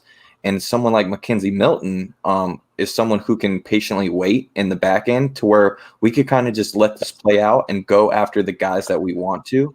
And if we do end up getting more spots and De'Ara King does end up leaving, I think Mackenzie Milton is one of those guys that will still be there and that would want to come to Miami. So I think that's the other good side to this, right? But at the same time, like you guys all mentioned, Tyler Van Dyke is someone that a lot of people have been praising, and I think he could definitely be that guy. The first game of the season against Alabama is the only one I'm worried about. But as far as Tyler Van Dyke as a future Hurricane quarterback, I think he could easily take us to at least winning our conference side of the ACC for sure. Ooh, man, you know what? Sam Howell, junior year, that's what scares me. I don't know how they're going to be defensively next year, but that's a team that can give Miami a great fight. And Sam Howell and that Philip Longo offense under Mac Brown, I'm very curious how they play next year. I'm very high on Sam Howell, but I agree, Brad. I think we should be representing the ACC Coastal or North Carolina. It's going to be either us or them. Definitely. Well, now we're here to the last and final part. We're probably going to dig pretty deep into this, what everybody's been wanting for us to talk about, and that's the recruiting, right? So let's dig right into this. I'm going to start with the big name that everybody's been talking about recently, and that is the linebacker out of Miami Central, used to be Miami Northwestern. That is 5-star Terrence Lewis, once recently committed to Tennessee. As we all know, there's some crystal balls going around for Auburn. I know he was flirting with Texas A&M, a couple SEC schools, and of course Miami is supposedly in the picture. Lance, well, what's your thoughts on a kid like Terrence Lewis? Do you think we end up getting him? Yeah, so Terrence Lewis is not just about talent, right? There's some questions that, have followed him from several different programs, and you hear the rumors, you hear the whispers, those kinds of things, and those are things that I'm not able to really get into, right? I mean, I live in Missouri, so I don't know the kid, I don't know the coaches, anything like that. He's a kid that you really have to kind of trust the coaches on this one, right? Because they're trying to establish a culture, and they're gonna reach out to several of the different schools he's been at. I mean, how many has he been at now? 3 or 4. He's been flirting with several different programs. He seems like a kid that maybe is a little immature, maybe has a little bit of a he's enjoying the process kind of situation. But those aren't things that really concern me. What concern me, what the things you hear about him is the culture killer, kind of reputation that comes with that. I know the coaches have evaluated him. They've really done a lot of research on what those rumors are and whether there's actual truth to them or not. And so in this situation, I really would defer to the coaches for that one, right? I can completely understand not bringing in a kid if you're worried about the way he's going to contribute to the culture, especially in some of the negative ways that people talk about. His talent's undeniable. He definitely has size, length, speed, athleticism. He has physicality, brings violence on the defensive side. He plays a position, that we could use more depth. I think he could play early as far as talent goes, but, I'm going to defer to the coaches on this one. And if they decide that he's not a fit, I would support that. Jazz, what's your thoughts? I agree. I do think Miami is recruiting him, though. So I'm not really looking into the crystal ball right now because Miami is recruiting him. And I think Miami does have a chance with T2. Now, of course, I know his off-field, situations, and then him constantly, yes, like you said, Lance, the immaturity and the things that he can possibly mess up a culture that Miami is trying to build. But I do trust in the staff, and they are recruiting him, so they must feel that that's something that they can help in regards to development. Because of course people do grow regardless. He is, of course, you will have those, some kids, and that's the one thing about recruiting that I like to express, that, in regards to recruiting, a lot of coaches, you have to relate to the kids. Now, not every kid is going to be as mature as the next one. It's different strides that you're taking with people, but they do grow. I do think he likes Miami, despite some things or what's being shown. I think he does. Now, because of his immaturity, I feel like that's why it's been a battle. It's kind of like a stubbornness. But I do think they are recruiting him. I'm not sure if he will end up at Miami or not, but I do know that they are recruiting him hard, and Miami is in play. So I'm not really focused on crystal balls too much because James Williams was supposed to go to Georgia. Leonard Taylor was supposed to go to Florida. Vontae Williams was supposed to go to Florida. And actually James Williams had a high crystal ball to go to Georgia, and he actually traveled to Georgia just to commit to Miami the next day. So I'm not really focused on crystal balls that much right now. I feel like just wait for T2 to decide. But I do know Miami is recruiting him. I think Miami does want him. I just feel like they can develop him. And I'm not even just talking about physically on the football field. I mean also off the field. No, speaking of crystal balls, Jazz, we've seen Auburn in the mix. I know Brad tweeted out, I think he meant Texas A&M as well. Jimbo Fisher, I mean, he's done a tremendous job with South Florida recruiting, specifically the Miami area since his time at Florida State. Now he's at Texas A&M. James Coley's on his staff, another local guy from Miami. Chris, how are we feeling about Terrence Lewis, man? I know it's a very popular name, 5-star recruit, decommits from Tennessee, flips from Miami Northwestern to Miami Central. Now, Amari Daniels, and please correct me if I'm wrong, anyone, Yul Keith Brown, they're both committed to Texas A&M. Those are teammates, new teammates. Do you think Miami lands him or he will go off to the SEC? My gut, and it's just a prediction based upon gut and the situation and all, but I think he's gone. I don't think he's going to come to Miami. And My biggest reasoning for that is based upon the timing of how this is all going down. Like, we've been talking T2 for a long time, right? Like, and no one, for when he committed to Tennessee, everyone was like, well, this is going to last a couple months, right? And then we all figured when he eventually decommits, it's going to be us as the leader if we wanted him. And like all along, we waited and we waited and we waited. And then we've had other fish, jump in the pond and try to come swim with Miami. And he hasn't made a move, right? Now he makes a move on the heels of like what's become like a nationwide decommitment tour, where all these kids that are like that higher end, but not the absolute pick, like tip top, are starting to decommit, which is most likely because with signing day so close, it's like someone said, either the team said or the kid said, I got to go. Or the team says, you got to go. And so everyone's decommitting to find that like last spot, like 1:30 at the bar kind of a situation, right? So everyone's got to find the right fit for where they need to go. So I think he just kind of it's in that sweep of everyone else is decommitting. This is my last chance to figure out a good spot for myself. If he were going to decommit and come to Miami, I think he would have done it already. I think the ship has sailed. I don't think that we might be talking to him just to kind of like because he's got friends and the team and all that, but I really don't think it's going to be an offer that says, hey, we want you to come here. And like Lance said, he's like, I watched some old Sean Spence highlights from when he was in high school, and I watched T2, and it's like watching the same thing but bigger and scary. Like, it's scary to think how good he could be, but at the same time, I don't think there's really a shot. And we have linebackers too, so it's not like we have bad guys in the set, like already set up at linebacker. If we were desperate, I think, in the recruiting class for linebackers, it'd be different. But with it as it is, I don't think there's a chance.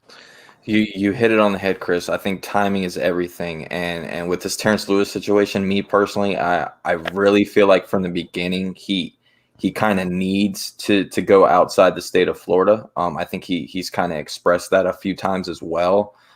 He's not one of those guys that kind of hype up the Miami team as much. He's not one of those players that kind of tune in to every Miami Hurricane game, like some of the commits that are currently on the team that were former teammates as well. But yeah, I think he's one of those guys that was kind of bound to go SEC. It's to me personally, it's kind of the Jason Marshall whole watch all over again, in my opinion. I'm kind of feeling the same type of smoke around Terrence Lewis, similar to the idea of Ja'Cory Brooks wanting to stay home and not go chase the bag in Alabama, or the Jason Marshall wanted to go to Miami the whole time, but Andrew Ivins apparently ruined his moment by putting in the crystal ball.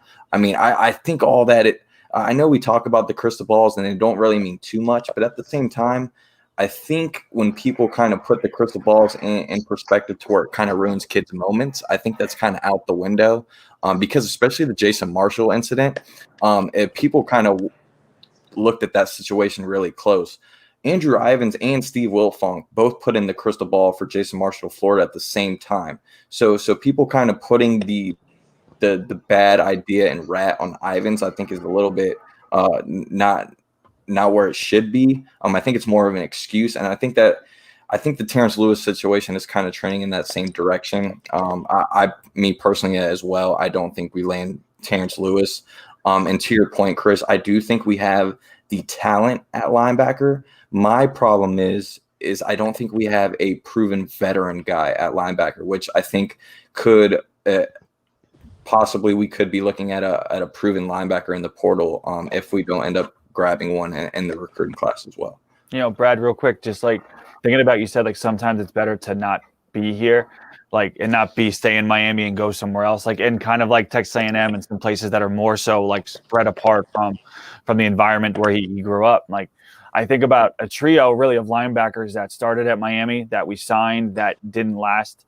James Bryant and Willie Williams and Nate Harris are three guys that started at Miami from not James Bryant, but the other guys from Miami, and thought it would be a good fit if they stayed, but then it didn't work out, and they found better success, especially Nate Harris, but better success in other places.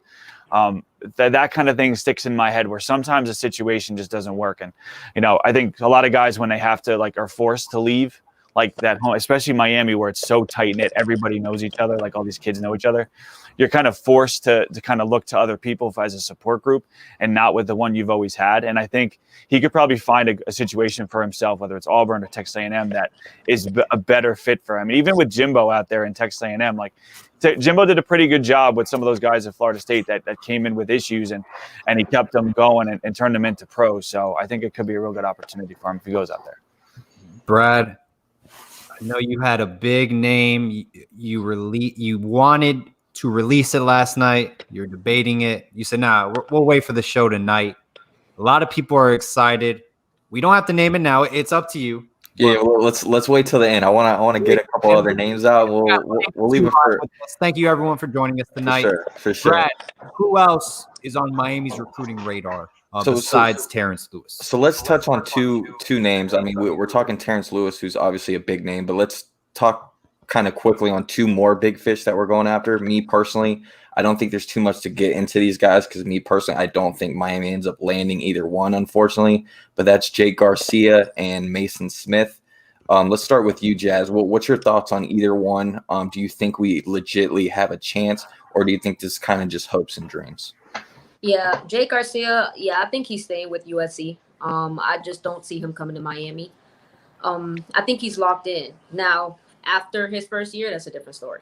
But I do see him stuck with USC. With Mason Smith, I feel like we are in the hunt with them. Right now, I still think LSU is leading. Only because the school he goes to in Louisiana is a big-time school where LSU gets most of their recruits from. So it's going to be really hard, especially dealing with COVID as well. It's going to be extremely hard for Miami to pull that off. But I still think Miami is much closer than what we expect. I think a lot of people feel like LSU is dominantly in the lead, and I disagree with that. However, I still do think LSU is in the lead. Right now, I would say he probably will commit to LSU. But I would not be shocked if it's a surprise and he commits to Miami. Lance, what about you? Yeah, I mean, they're both high-profile guys. I'd much prefer to get Mason Smith just because of the value that an interior pass rusher has on, this defense. And truthfully, I've watched quite a bit of Garcia, and I'm not as high on him as maybe some others are. I actually prefer TBD to Garcia.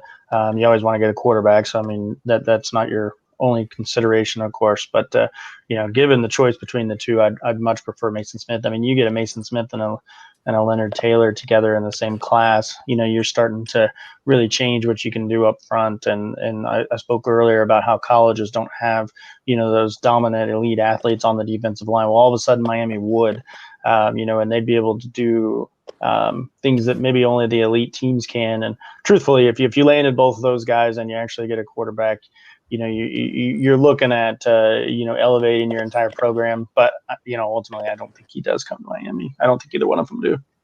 Chris, before we get into your thoughts, one thing I want to ask you in particular that I think you might have some good points about is some sort of the Kane fan base. They obviously, we just recently saw that Savion Collins kind of dropped out of the class. A lot of Kane fans are under the impression that Savion Collins possibly leaving the class has kind of opened the doors and all in for a guy like Mason Smith. Do you think that the Collins drop was kind of part of that situation, or do you think we were going for Mason Smith from the jump? I think from the jump. I saw some people say, well, that opens up a spot for him. Like, well, I mean, I don't think that's really that big of a deal. I think it was just like Savion got to the 2 weeks or so out, and they were like, look, we have to make the move now, so you have some time to find another spot for yourself. I think it just happens to be late in the game and when everyone's getting more antsy about Mason Smith and they think maybe. But honestly, I think Quentin Williams moving over inside to tackle, I think that's probably more so related than anything else too. If you think about getting an edge guy that kind of replace him to beef up the defensive end class. So I don't think there's really a correlation there. And I don't think and also largely because I don't think there's any chance we get either guy. Garcia would be nice, but we don't think we need a freshman in this class necessarily. I would rather go for a portal guy, honestly, especially one that we can bump to next year in terms of the ICs.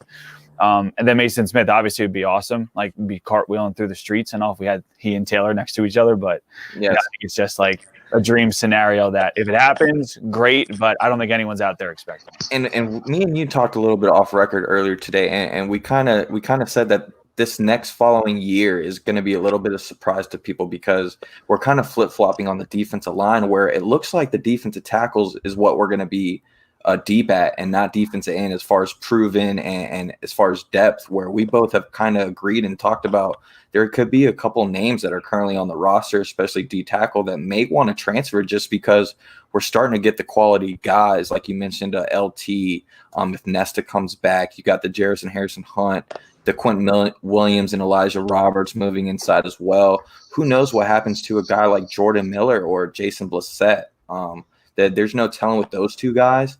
But I definitely agree. I think the Savion Collins drop it could mean only one or two things, and we'll get to that a little bit at the end of the show. But let's talk about the key position that everybody says we need, and we definitely need it, and that's cornerbacks, right? There are about 4 or 5 guys that it seems like Miami has kind of put their eyes on. And me personally, man, I think we strike out on probably 3, 4, or even all of them. There's no telling. But you got guys like Khalil Anderson out of Riverwood, Georgia. You got Demarius McGee out of Pensacola Catholic. You got Marvin Covington out of Texas. Jaden McBurrows right here out of St. Thomas Aquinas. And Markevius Brown, who recently just got a crystal ball for Ole Miss. Jazz, let's start with you. Do you think we land any of these corners? And just you personally, where would you rank them as far as who you would expect to get or who is the best, most likely to land? I think priority-wise, McGee will be first. I was really high on Covington. I really like Covington. I'm not sold that he's going to commit to Miami. I'm not sure about that. If he does, perfect. I just think he's more so trying to stay closer to home. But I am really high on Covington. I really like his game. I really like his physicality.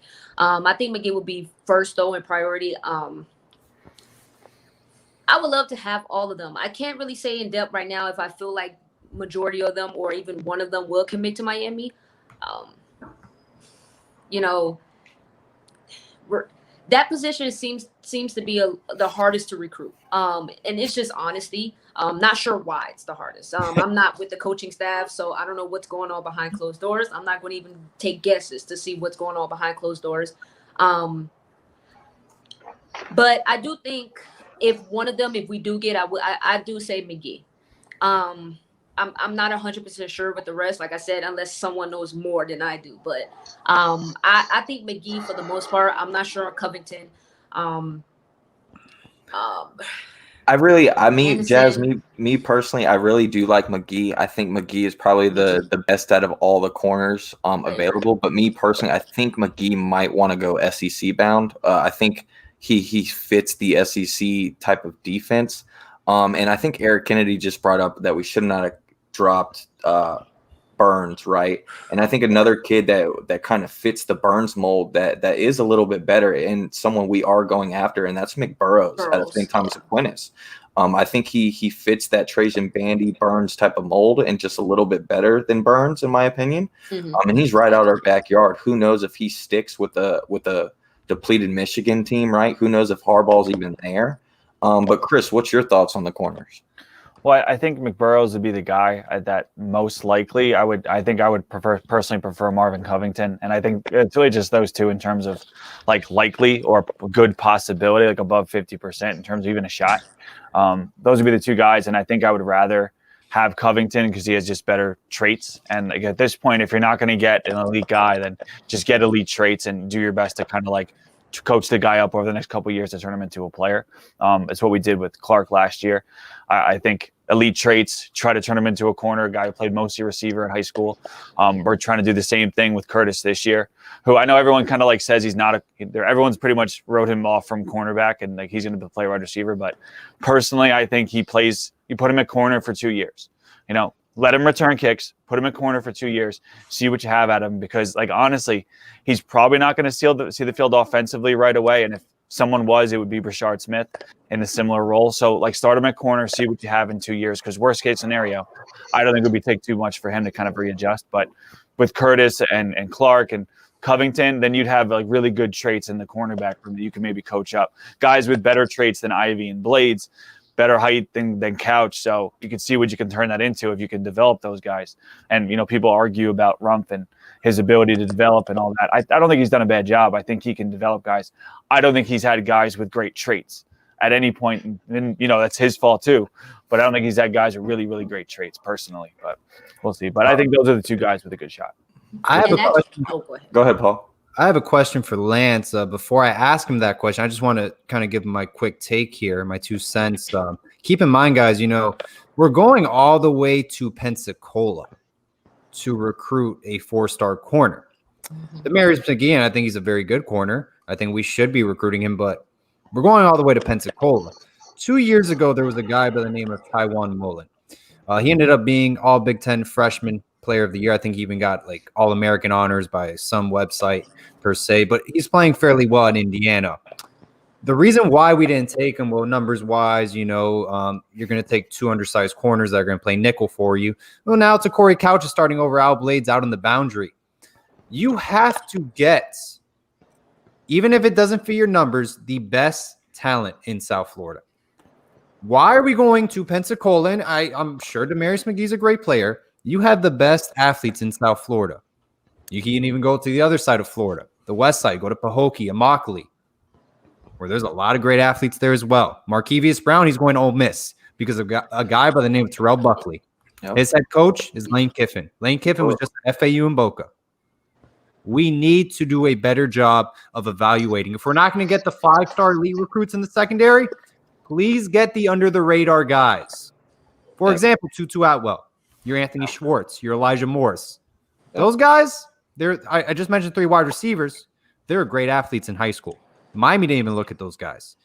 Please start recruiting and evaluating the under-the-radar guys before other under-the-radar schools like Ole Miss or Louisville grab them from you.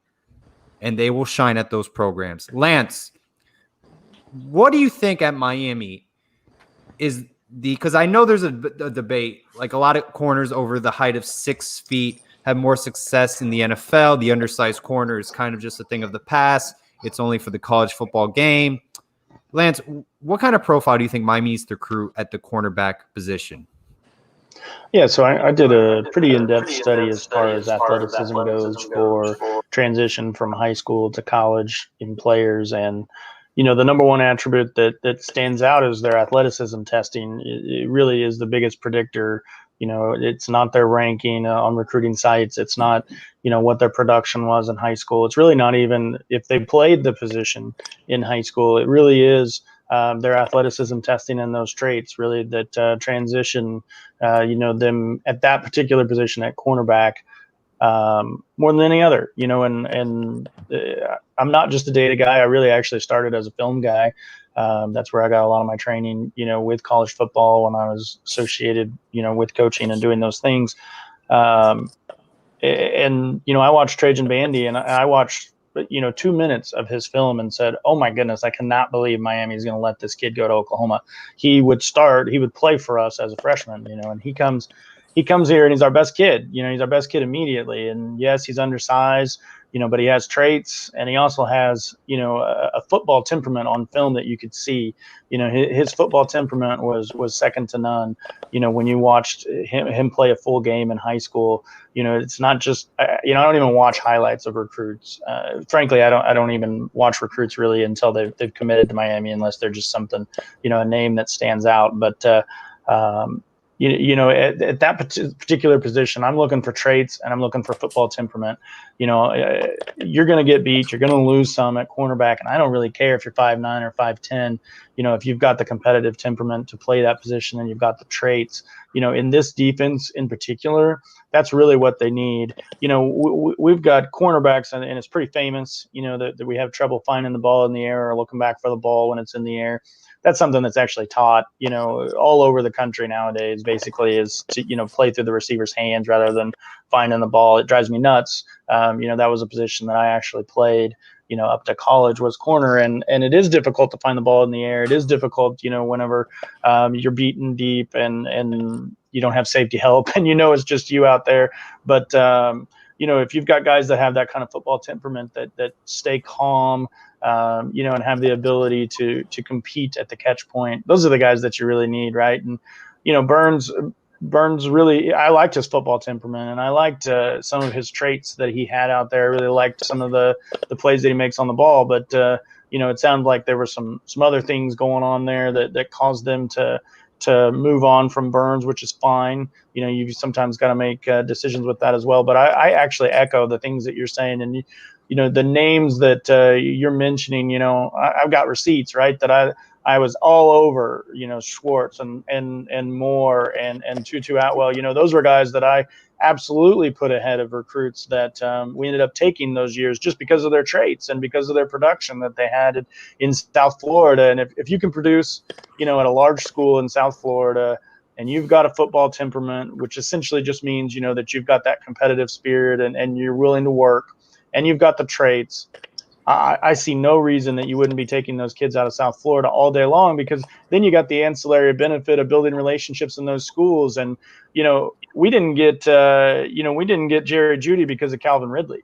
He went to Alabama because of Calvin Ridley. If you get Calvin Ridley, you get Jerry Jeudy, and then you get, Ja'Cory Brooks, and you start some of those pipelines with these kids that want to follow in other studs that came from their area. And, letting these South Florida kids go, to some of these other programs and play early, to me, it's criminal.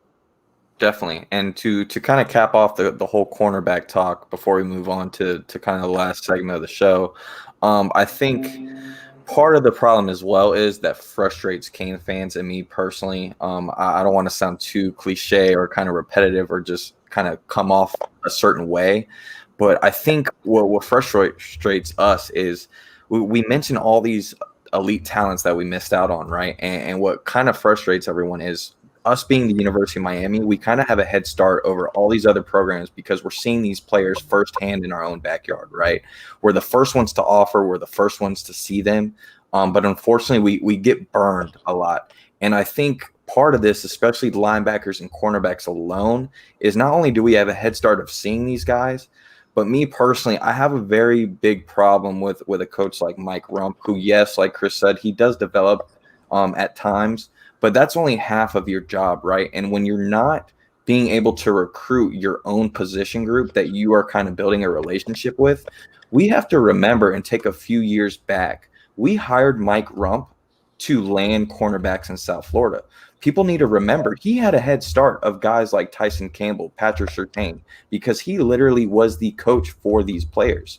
The fact that we hired him on staff and he not only missed on those guys, but now you're missing out on the other 5 stars, the other 4 stars, and to where we're kind of nitpicking and waiting and picking straws at the last moment.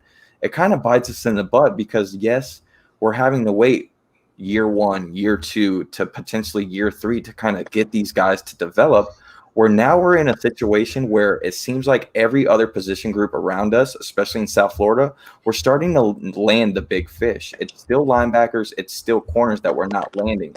And I think in this particular moment, with only 4 spots to play, we mentioned these 4 or 5 corners that we're potentially going after. But at the same time, I think we're in the same boat to where we're going to still have to wait 2 years for these guys to develop, where it could be one of those moments where we might need to rely on a transfer portal cornerback that has already proven to kind of get us to that next level. Someone not necessarily obviously we want him to be a little bit better than a guy like Javonte Dean or D. Delaney, but someone who we get from the portal and instantly starts at corner for our Miami Hurricanes. And I think we need someone like that to kind of drive up the competition as far as corners.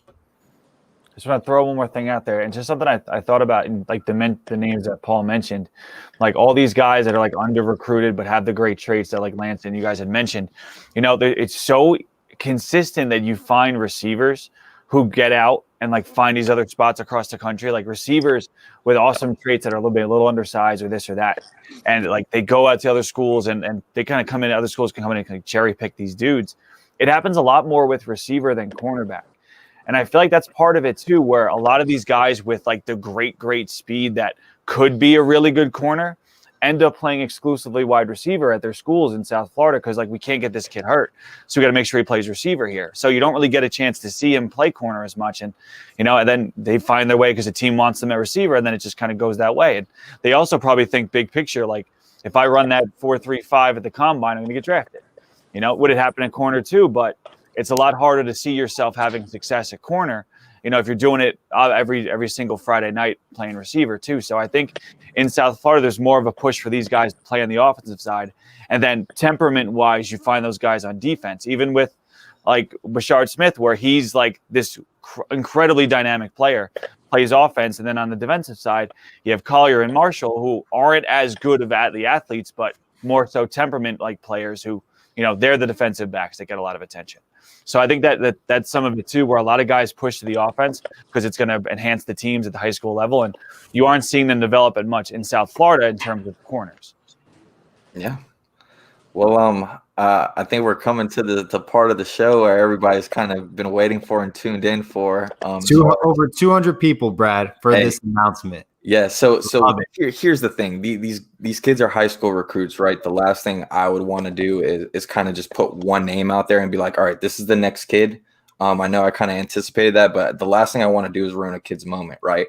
So I kind of waited to leave these couple names off for this moment right here, where I'm going to give you guys two names where not only do I feel like one of these guys will end up committing to Miami, but I think both will probably end up committing to the class. I have a lot of faith in this.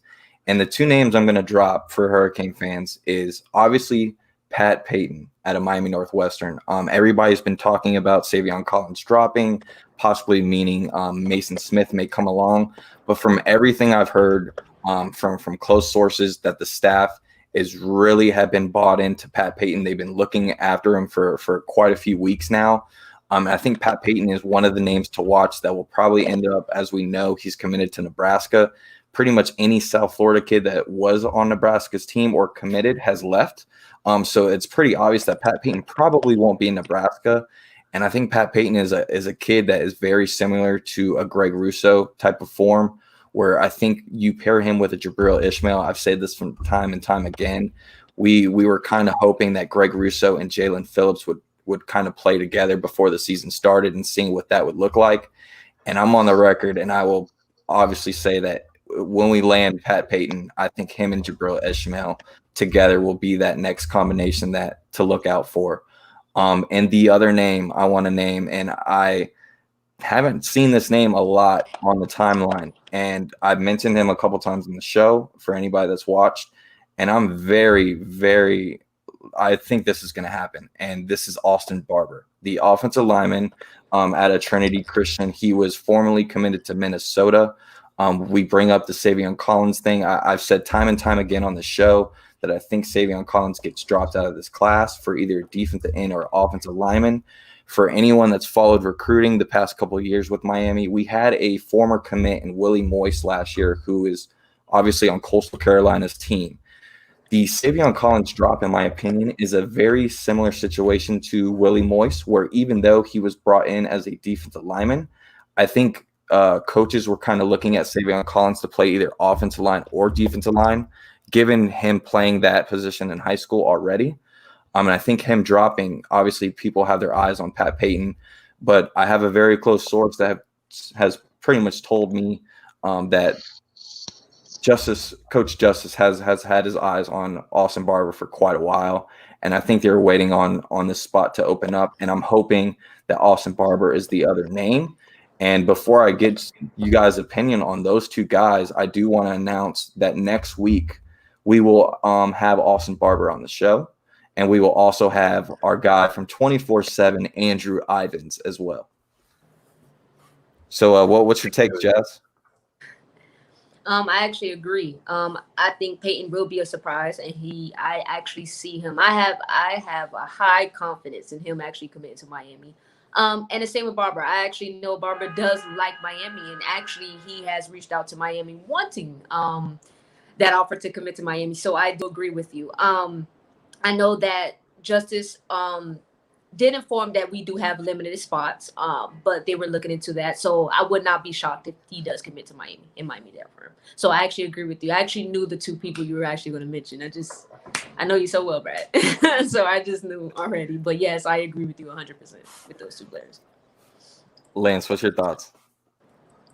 Yeah, pretty much echo what Jazz says. Yeah, I knew who the two names were going to be as well. Pretty limited spots at this point, and pretty educated gets on the people who are getting traction. And Peyton in particular is a guy that really impressed me when I watched his team play. A couple times, when I do full games, I pull their rosters up, and try and check out who the numbers are of who the people are and who they're actually playing against as well, because I want to see if they're going against guys that are college recruits or if they're going against me, that kind of stuff.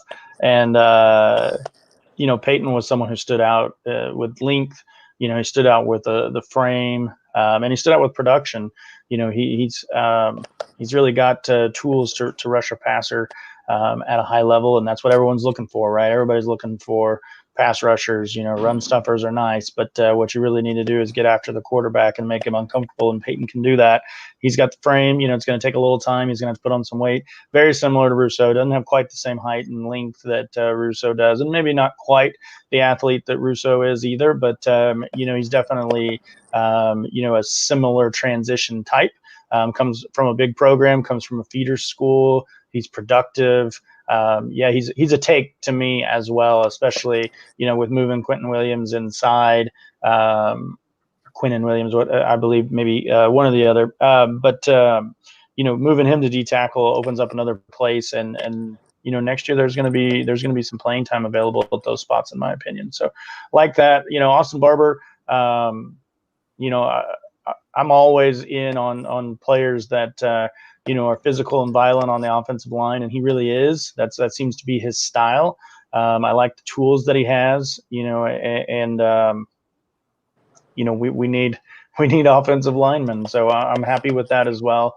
We'll just see what happens with cornerback, right? Because the numbers are starting to get tight. You add 2 to what we've already got. You take 1 away. We've really got 1 to 2 spots left. Are they both going to be cornerbacks at that point? Are you going to be 2 transfer players and no quarterback? So you're definitely getting tight if you take Barber. That's really the one downside to me, is it takes one of those spots, right? And it really makes it look bleak as far as, having the numbers that I want to see at cornerback. And then I always take 1 quarterback a year if it's me. So that would be my hesitation with Barber. Good points. Chris, what about you? Well, I like both his takes, and Lance was saying about the numbers getting really tight. My mock. It's easier to do the mock class. There's only 4 spots left, but I would figure Peyton, Barber, a corner, and then maybe a portal corner to add on top of it, and then you still look for that. But how about the portal quarterback if we need it? How about a portal defensive end possibly? Like you said, there's going to be some time there. Then you start thinking about counting ahead, or you do the.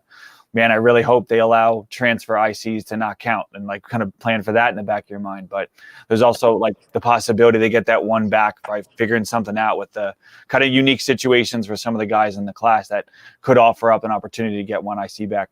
But Peyton, I love him. And, he's not a guy you paid too much attention to once he committed to Nebraska so early, because, we got these other defensive ends. We got Davis and Ishmael. But watching him, and it's right away you see it. You're like, oh, okay. All right, I see why everybody likes this kid. I see why this kid is a player, because he's length, he's explosive, he is this killer instinct once he has an opportunity at the quarterback. All those things that you're oh, I love it, love everything about it. We'll get weight on him, we'll figure that out. He's got time to fill out. We've seen some of our guys. We saw Harvey add weight. We saw Kim Williams add weight. So it's not something I'm worried about once they get in the program. And I think he works really well opposite Ishmael, who.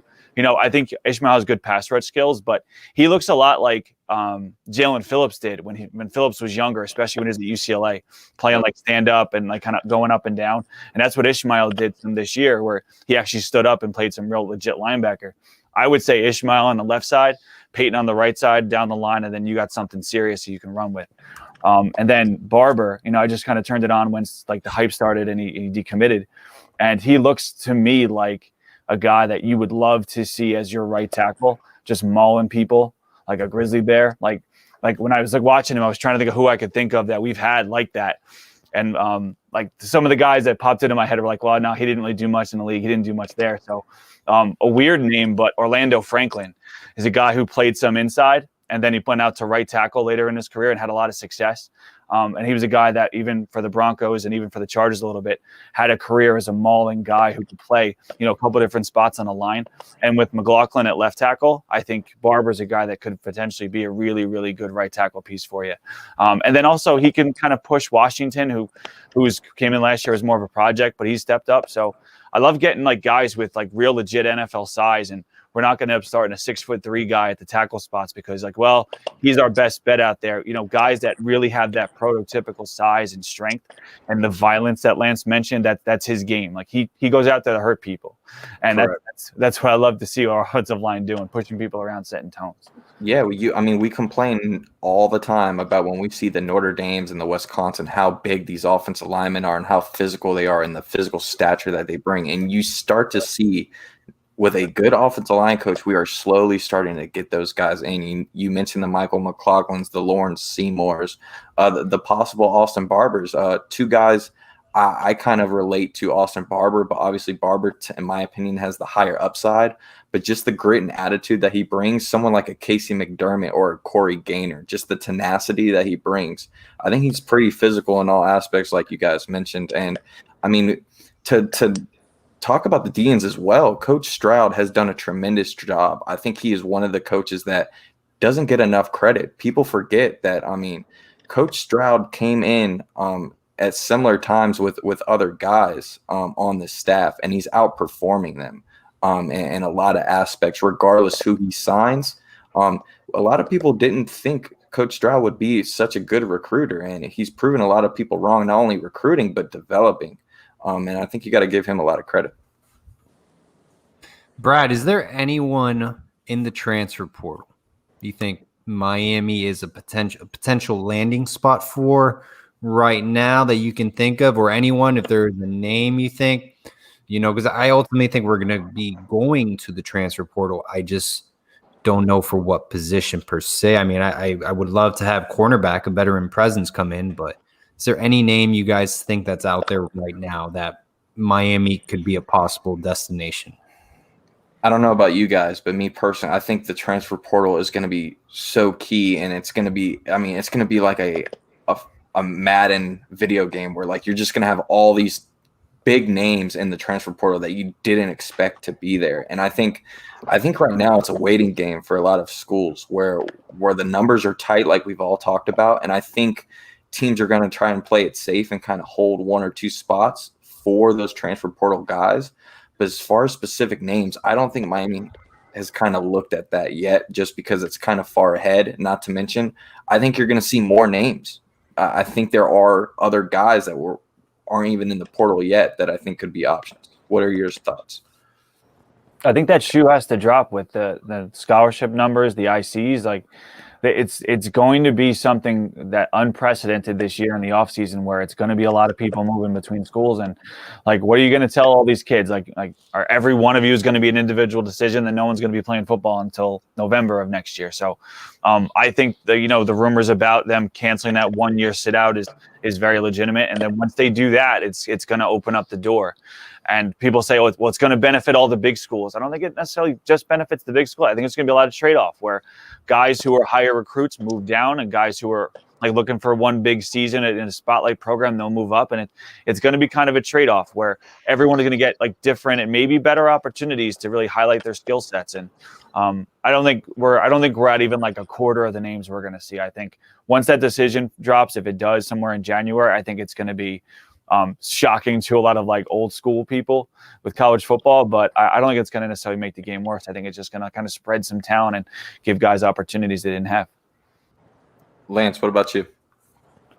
Yeah, and kind of echo what everybody else says. You really just kind of have to wait that one out, right? I think what the coaches are doing right now is they're making a game plan on numbers, right? I think they're, deciding if they're going to save a spot for a transfer portal guy or whether they're just going to try and fill with freshmen. And then if they don't get freshmen, use the portal as backup. I think that's what they're doing right now, is kind of a game planning that out. And, you guys have kind of talked a couple times about bringing in a veteran quarterback. I mean, we're going to have two, though. We're going to have Blades and Ivy essentially being seniors, and Couch is going to be a junior, next year. Assuming those guys come back, are we really going to be, a destination for an experienced veteran cornerback? To my eyes, if I looked at that situation as a player that's looking to transfer, this probably isn't my first place, right? Just because of the fact you got 2 seniors and a junior and a coach whose precedent is to play, his experienced players at the beginning of the year.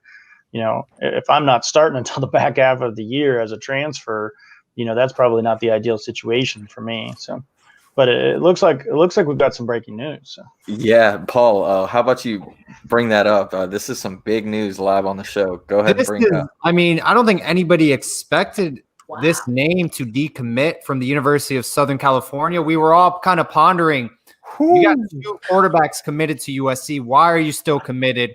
We thought every kid from Southern California, their dream is to play at the University of Southern California.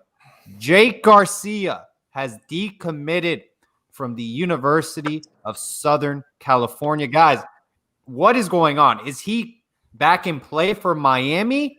100%, Paul. He's coming to Miami. He's coming to Miami. I 100% believe he's coming to Miami. I don't think there was another team involved. I know his dad personally has loved Miami from the jump. He wears Hurricane gear all the time, and I know Jake Garcia has had relationships with our current recruits. And if he did decommit, I've heard everything that he was coming to Miami. I just didn't think he would drop the note, but obviously we have seen he will. So yeah, if you got a crystal ball, you need to put Jake Garcia to the U. I really do think it's going to happen now. Wow. Yes, I'm actually shocked. I did not see this happening. But wow, yes, if he's decommitting, 99% chance it's because of Miami. I did know that there were some SEC schools trying to get at him when he was, of course, playing in Georgia. However, I don't think there were enough noise for him to decommit to USC from. I think Miami was the biggest. Wow, I'm actually shocked because I actually really thought he was going to. Now, like I said, I didn't know how it would be after a year. I did think that if he did go to USC, he would enter the transfer portal, which is why I said earlier, I don't know about after a year, but wow, I'm actually shocked. And with that happening, wow, then yes, wow, he probably will be coming to Miami, which makes me think about Derek King. That's another topic, but for another show. But wow, yeah, that is shocking. Wow, Miami is working.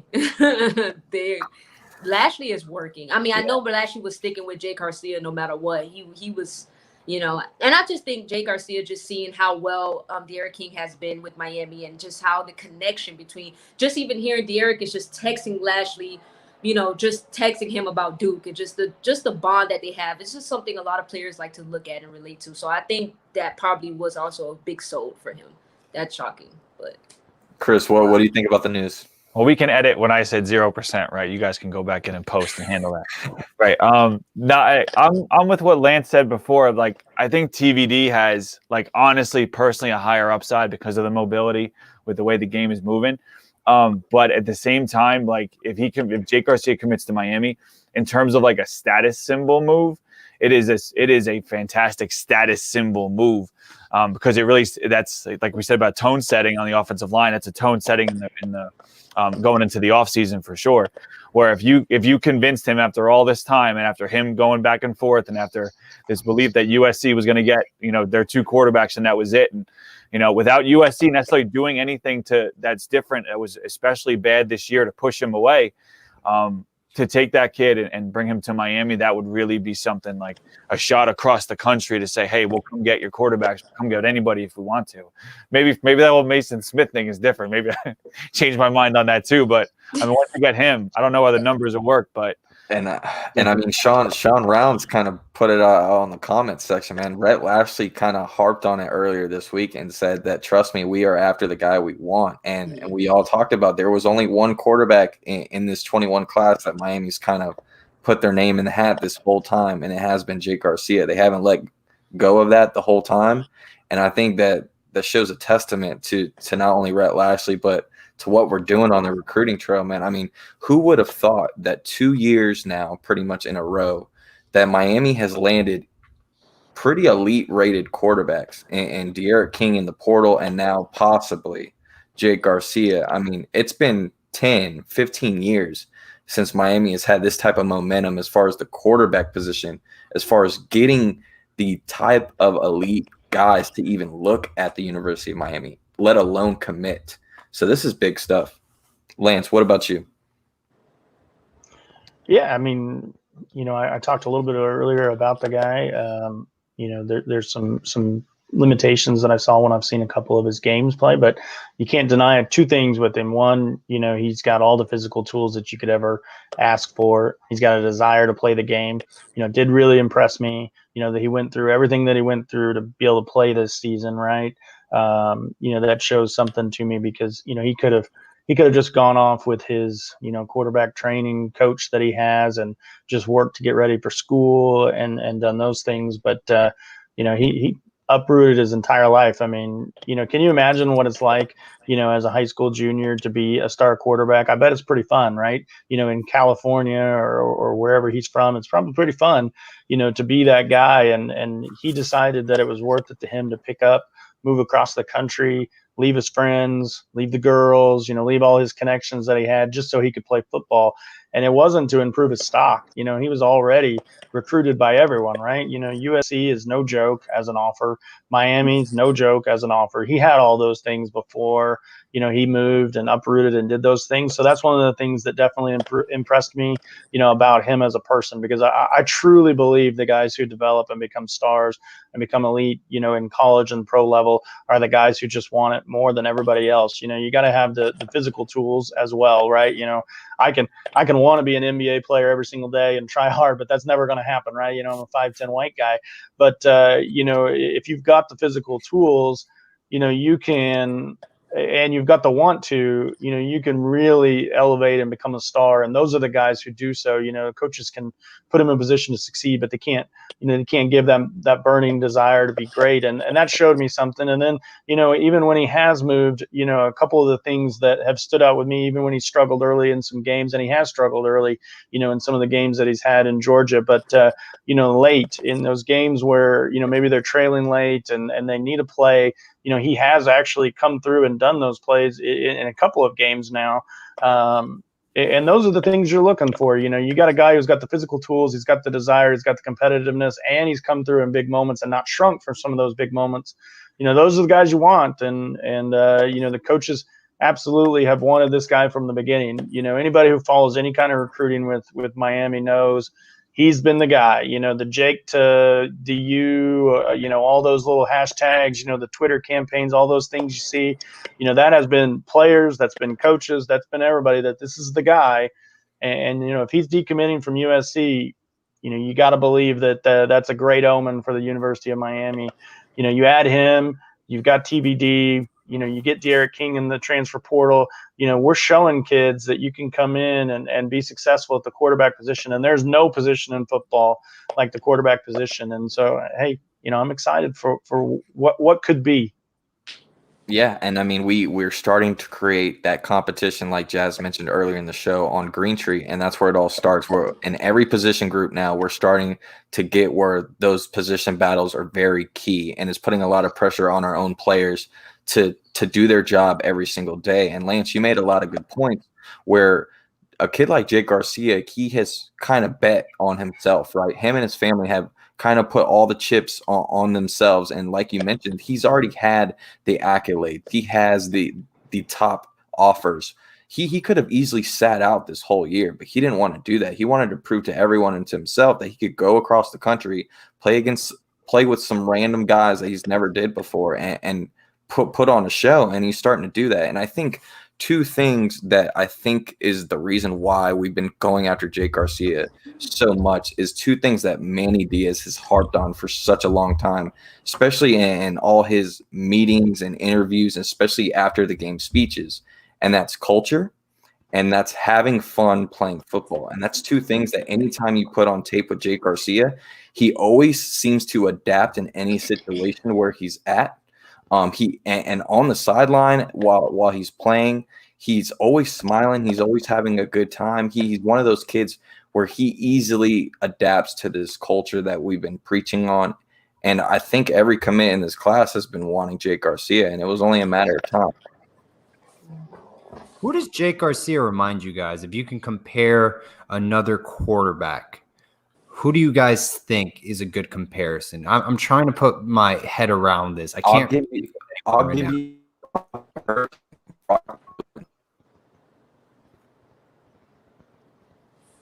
That's who I would, me personally. I don't know if he has the same game type, but I think the mentality and like just someone who when you look at him, he doesn't really like when you look at him as far as physicality, he doesn't kind of pass the eye test where it's like, oh, I'm not really worried about this guy. But as soon as he gets under center and he's in the huddle, I think he could demand respect, and he has the ability to make plays with his feet and throwing ability.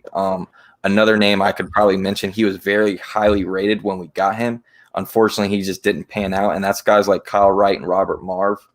They just didn't really have it football IQ-wise, in my opinion, and that's something that Jake Garcia definitely has. Lance, how do you view Jake Garcia at the Power 5 level? I mean, I know Roman Marciante, I know he does his kind of stat sheet, his comparison with players. Do you see Jake Garcia, his profile, his measurements, his high school tape? Do you think he has the talent to have a very successful career at the Power 5 level?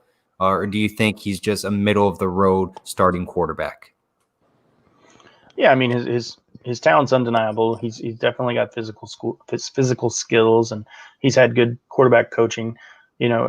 I do put him down a little bit lower on the guys that I've seen as far as quarterback goes. I do value, quicker feet in the pocket, and marrying your feet and your eyes together a little bit more. So those are some of the criticisms I have with Jake Garcia. I think he's got enough arm. I think he's got some of the other intangibles that I just talked about with his abilities. And from here, the quarterback evaluation is so difficult. I can really talk about some of the things that I've hit on, but I've also, missed on tons of players as well. And some evaluations, that I was pretty sure on guys that, they got to the college level and they just didn't look like the same person. So, we'll see. But as far as, his peak and something you would call his tail outcomes, which is, very, very highest of his ceilings, he's a star. He's a star at the Power 5 level. He's the type of guy that people want to come play with. He's got that kind of personality. He radiates, charisma at the position, which, is something to be said at the quarterback position where you can get people to come and commit as well. So that's another, point in his favor. We'll see. We'll see what ends up happening with him. I've been on record saying I believe Tyler Van Dyke will beat him out, and I still believe that. 20 minutes after saying it, of course. He's a guy with a lot of potential, and he's the kind of guy that you got to get right. Every year you got to be stacking chips at quarterback. The truly successful programs, they're absolutely honest with these kids that they're trying to recruit over you. Like I have sat in recruiting meetings multiple times where we have told kids, next year I'm going to be sitting with a kid just like you, telling him that you're going to come in and beat out you, and that's the way it should be. You look at Clemson and this DJ Ugalele, that kid is amazing, and he is a true freshman, right? Well, they've got a redshirt freshman who was a 5-star recruit, the year before, and he isn't playing, and he knows he's not going to be playing now because he just got passed by a true freshman. But that's what should be happening, right? And if you're Jake Garcia, that's what you think you should be doing to Tyler Van Dyke in 6 months' time. You think I'm going to come in and I'm going to beat your ass. I'm going to take the job from you. And if you don't have that mentality, then you're not ever going to be a successful Power 5 quarterback, especially at the U. So definitely. Over like in the past 20 minutes, we went from a school that we're looking for quarterbacks to transfer to a school we're talking about quarterbacks transferring from. And just looking at that dichotomy, I'd sure as hell rather be the second one than the first one, because I'd rather you have those chips set up to if a year from now we're talking about, or 2 years from now we're talking about one of the guys is going to leave because they're who's going to win the job, who's not, and two really elite players having an opportunity, and the other one's going to go to another P5 or like a really high level G5 school and be the immediate starter. That sounds great to me. And getting a guy like that, it makes me realize how significant De'Aaron King is. Going back to him committing to Miami, we're going to go back in years from now and not to overstate it, but talk about the most significant single chip recruits to fall, the dominoes to fall that led to other things happening.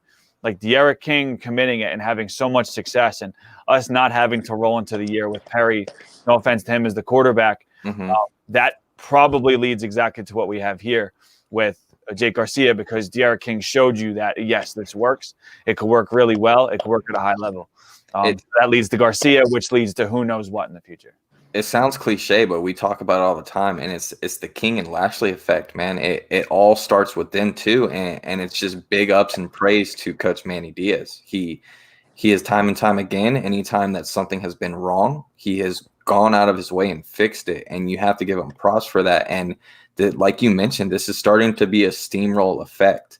I mean, we're landing the D'Eriq Kings. You go from landing nobody to going 6 and 7, and now you are landing blue chip guys, the Avonte Williams, the James Williams, the Leonard Taylors, the Chase Smiths, hopefully the Mason Smith, and now possibly Jake Garcia.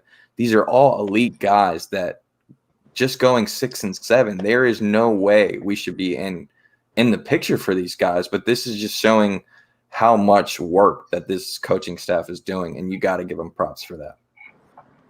By the way, guys, Lance, he's got to go. Lance, thank you so much for your time tonight. Your analysis, what you do at Canes Insight. I think all of the Miami Hurricanes football community, we greatly appreciate it, man. So thank you so much. And that you were able to come on the show. It truly was a pleasure to have you on. Absolutely. Yeah, thanks so much, guys. It was very kind of you to ask me to come on. I appreciate you letting me ramble. I know I can be long-winded at times, and it's probably my fault that the show's run so long, but it's been a good time, and go Canes. Absolutely, go Lance. Thank you so much for joining. Take care. All right, man. I mean, like you just mentioned, Paul, we are over the 2-hour mark, so we want to thank everybody for tuning in, and especially thanks to Lance, Chris, and Jazz, especially for coming on and taking their time talking Canes football.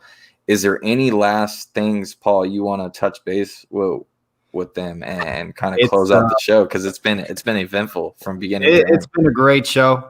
Thank you, Jazz. Thank you, Chris, for coming on. We went from previewing Duke to breaking down recruiting, bowl games. We're going to play Florida. If we lose to Florida, if we beat Florida, to Jake Garcia, he's not coming. Mackenzie Milton to the U, to Jake Garcia is coming to the U. He just decommitted. We're 99% sure it's going to happen. So it's been a great show, man. I had a great time. We had over 200 people on with us. Thank you guys, for all of you guys, for taking time out of your night. Me and Brad, before the show started, we were like kind of talking about what should we put as the cover of this video. I think I know. So yeah, definitely now. You got a good picture you could put on to make sure it's clickbait. But again, thank you everyone for tuning in. Thank you, Jazz, Lance, and Chris. Chris, do you have anything to say? I just one prediction real quick based upon what just happened.